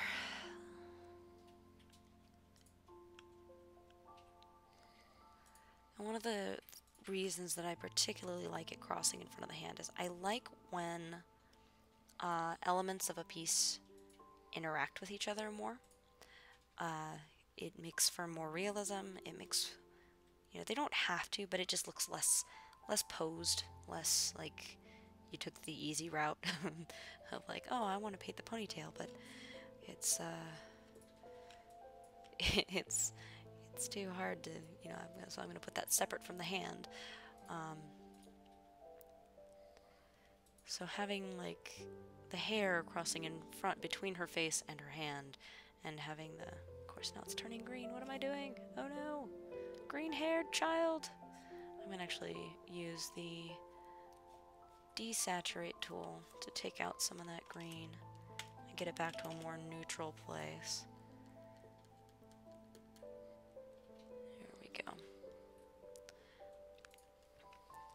But yeah, it just can indicate to the eye. I'm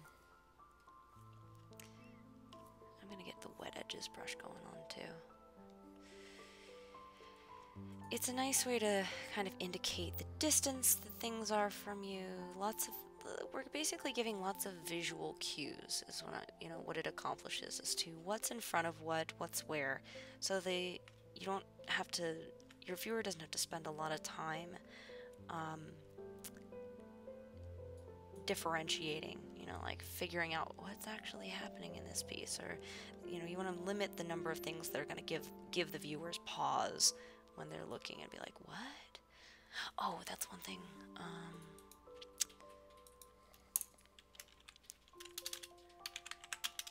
Looking at black girl pigtails, because a lot of times they'll have the beads at the very end of them.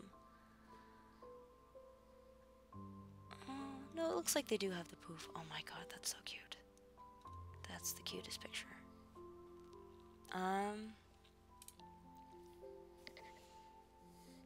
Yeah, some of them have the beads at the end. Some of them have the poofs. Yeah, it looks like a lot of these do have this sort of the poofing out curls. Oh, but that's so cute. I do like the beads at the end. Grr, do I want the beads? Do I want the... do I want the poof? Let's see. Nope, nope.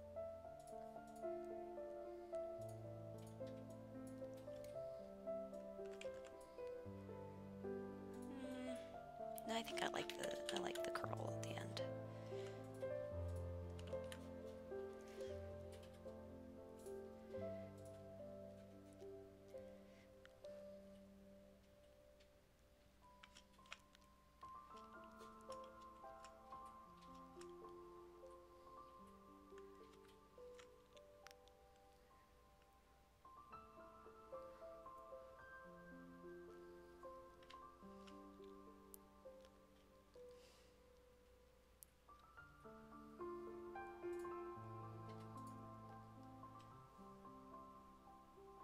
So this one's gonna be hidden away. You're not gonna see that.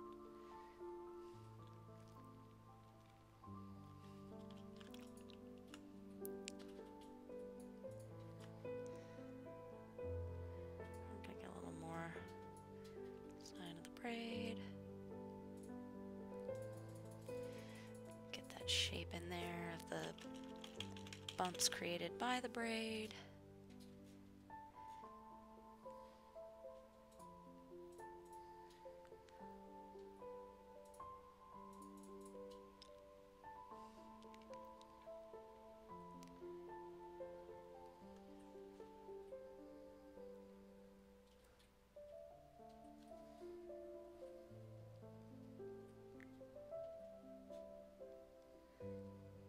Again, using the smudge tool because this is not far enough along to merit worrying about protecting any given colors or textures.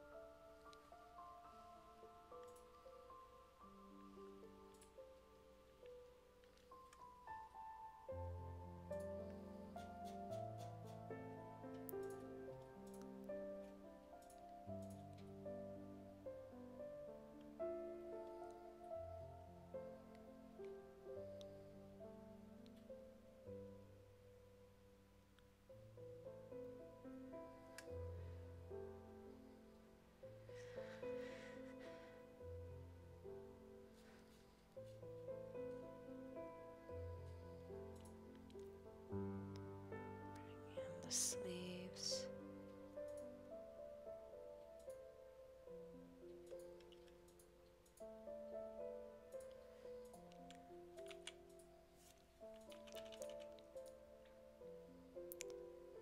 Toning down the edges over here of her face. That's not quite the same.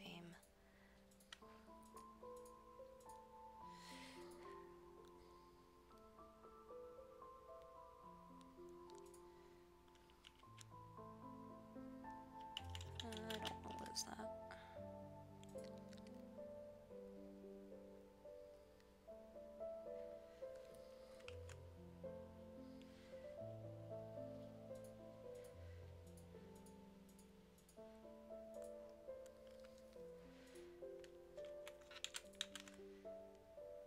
That more on the side of her head. And then I'm going to use the behind tool to fill that in. I like the way it was more.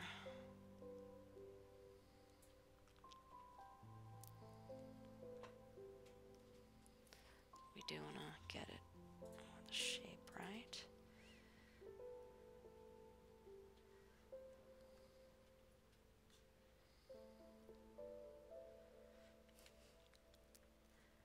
Normal brush. Let's get a little more of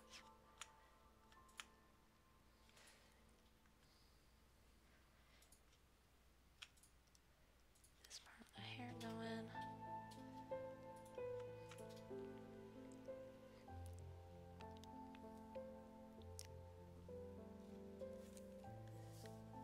Let's see.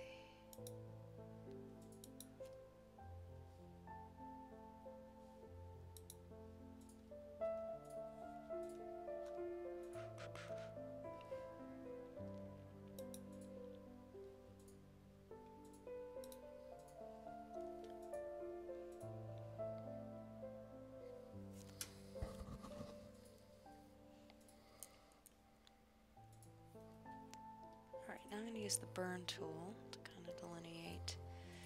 Over here you can see, here's where her hair, here's where the pigtail is versus where the regular hair is.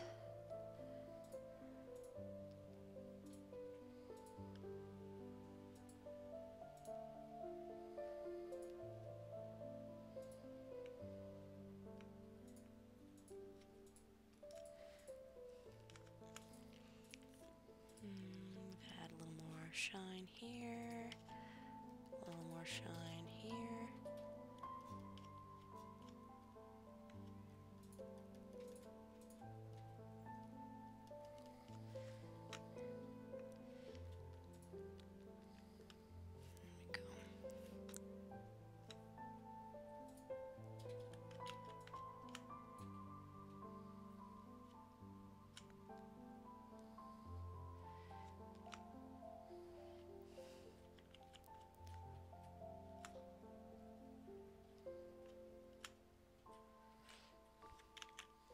Get that ear again.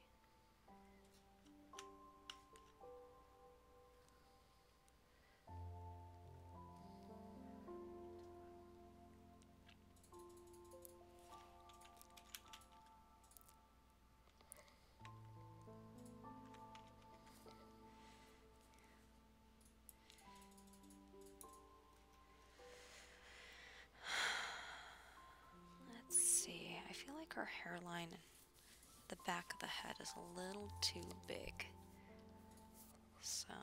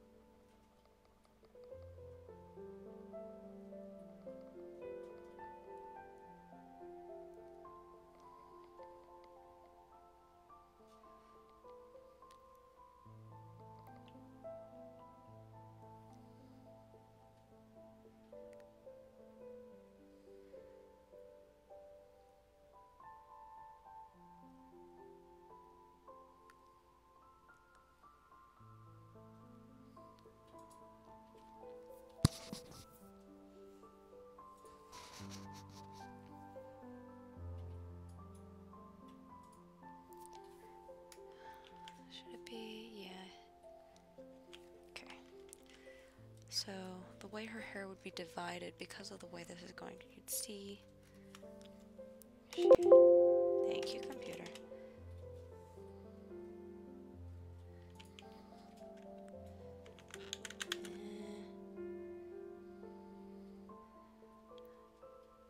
Gotta get that part there in the hair.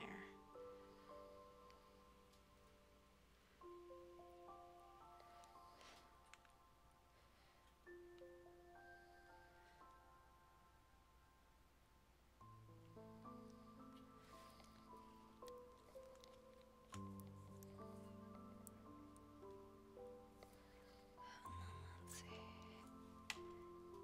Have this tiny little bump there where the hair goes down.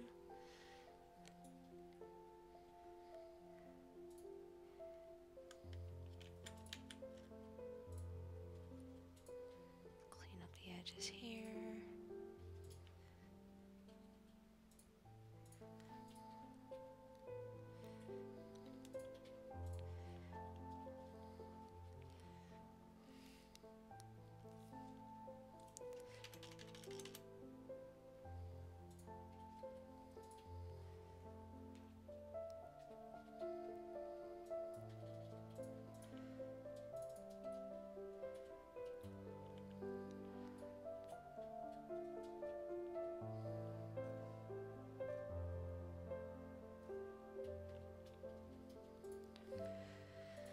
I think I'm going to use the liquify tool again to bring the pigtail forward a little more.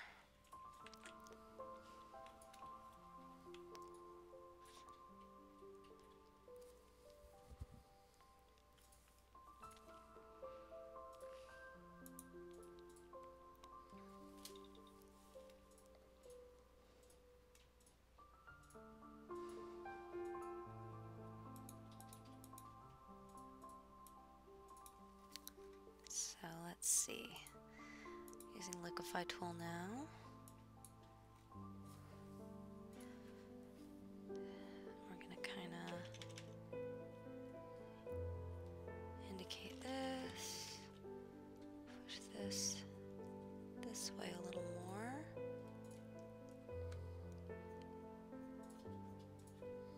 Go in front of the ear a little bit.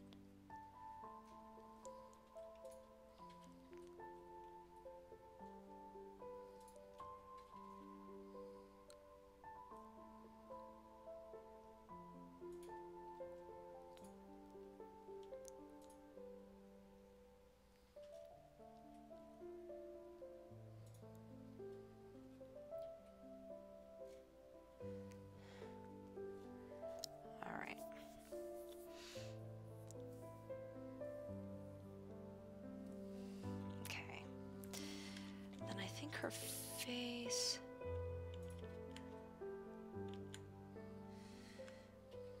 Yeah.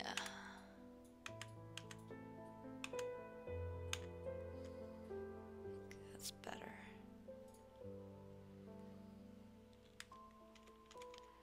And I think I want her face to actually be a little bit smaller and pushed back relative. So I'm going to go back to the liquefy tool.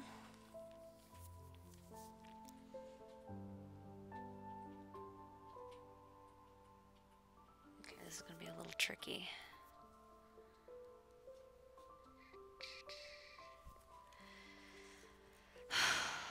So I kind of want to take the whole face and with all the features as is,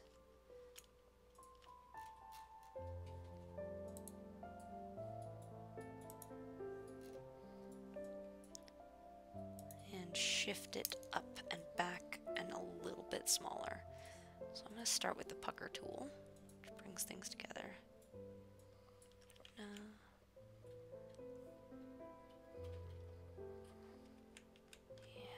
okay. Someone's setting off fireworks still, apparently. Days after the 4th of July.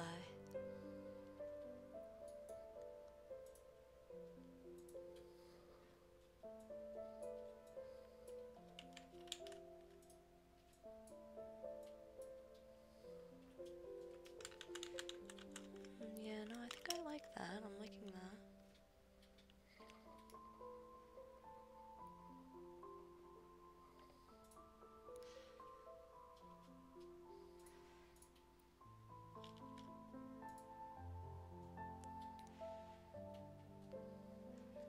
It's too smushed.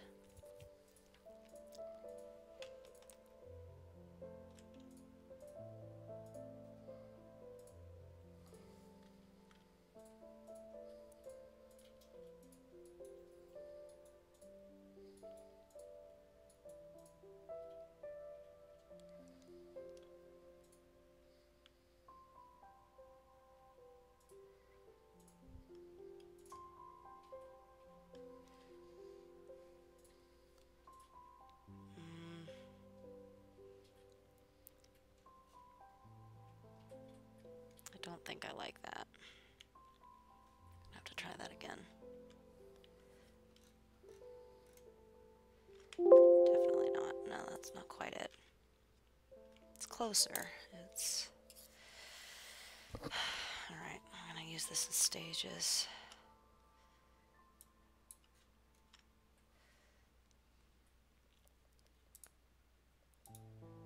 So let's see.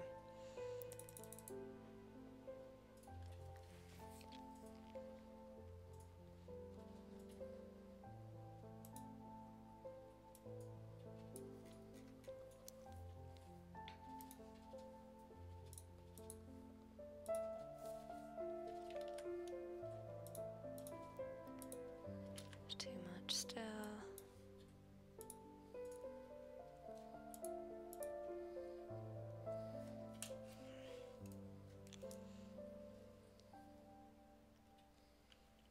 Bring that in more.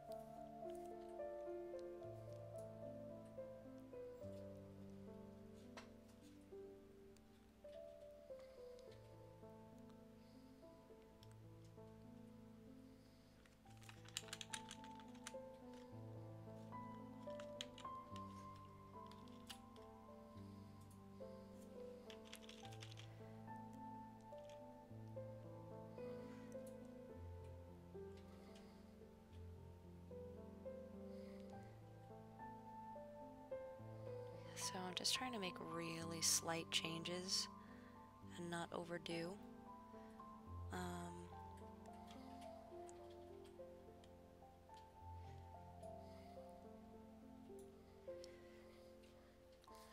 make the mouth just a tiny bit smaller.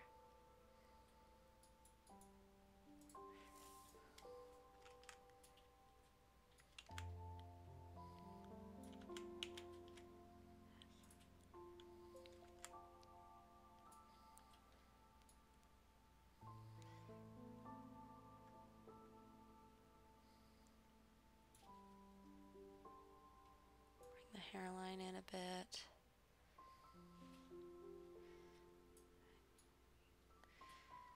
Mouth in.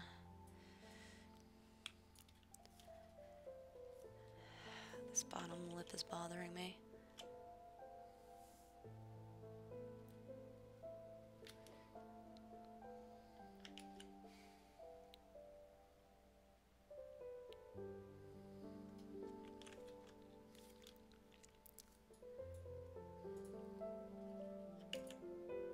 Don't want that eye to get too small.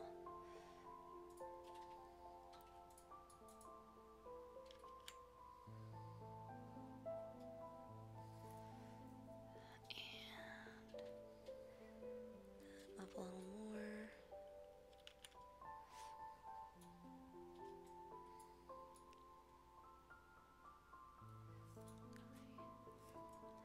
So let's see, the pucker tool, make that highlight a little smaller.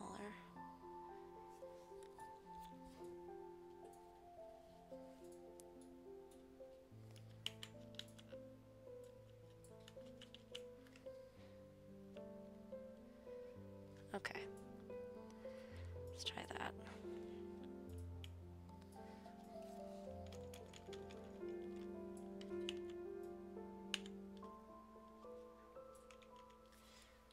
That's better. I think her eyes are a little too big in compared to the nose and the mouth, but we can fix that now with the individual paint.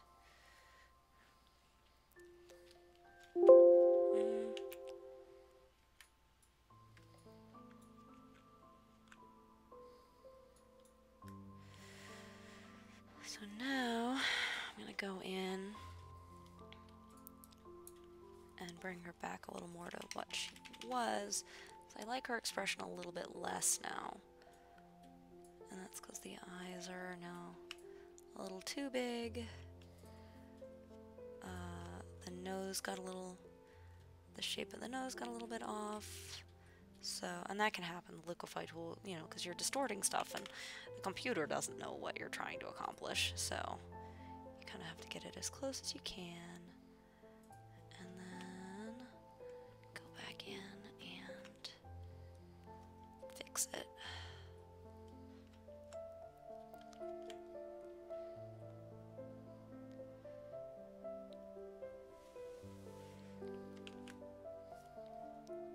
Smaller.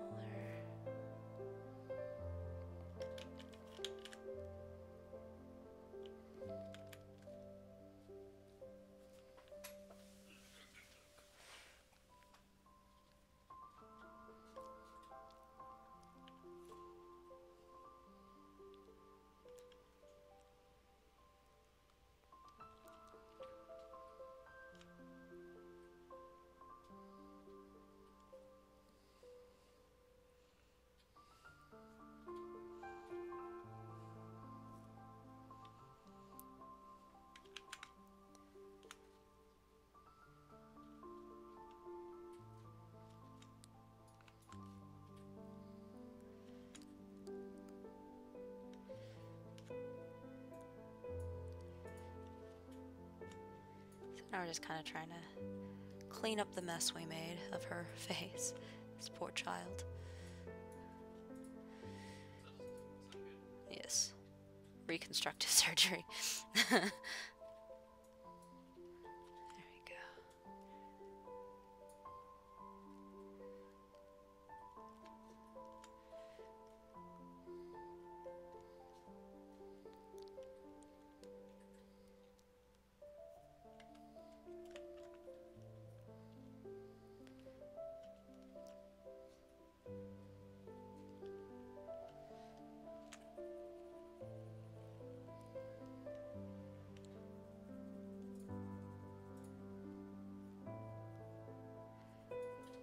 another thing. So the hair is going to cast a shadow on the face.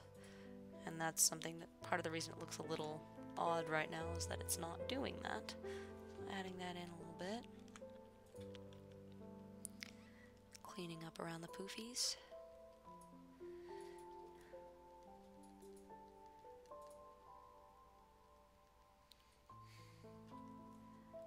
Little curlies. Alright.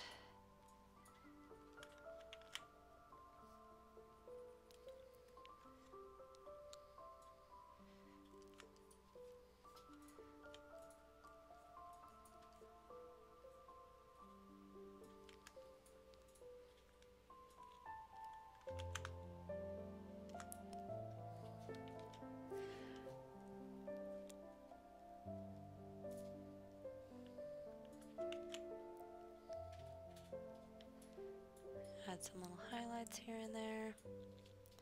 Bring back this little low light that I liked so much.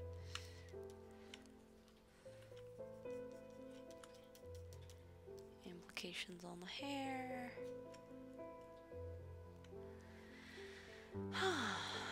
So she's coming along.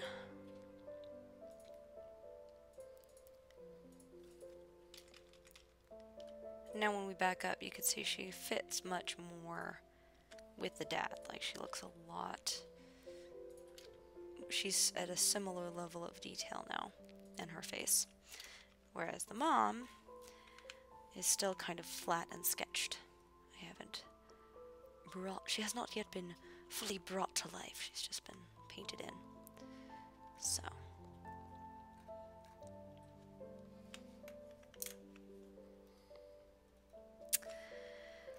But I think that is probably about where I'm going to leave this tonight. Add a little bit more to the dress before I go. Some highlights.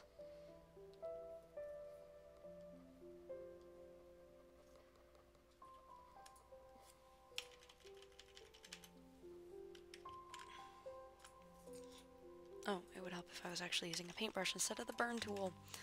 Like I do. Undo.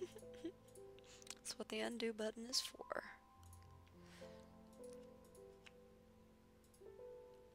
A little...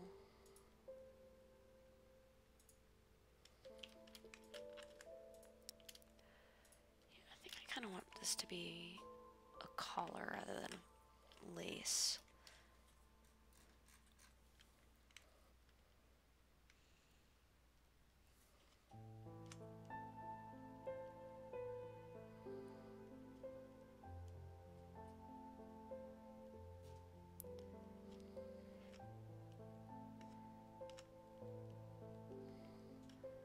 There we go.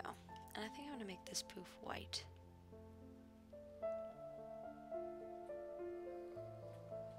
Rather than just pure pink, like a lighter pink, maybe. A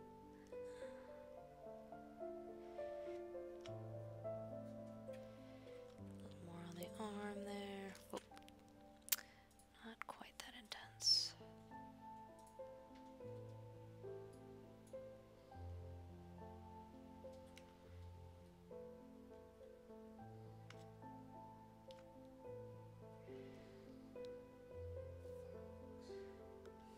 Yep.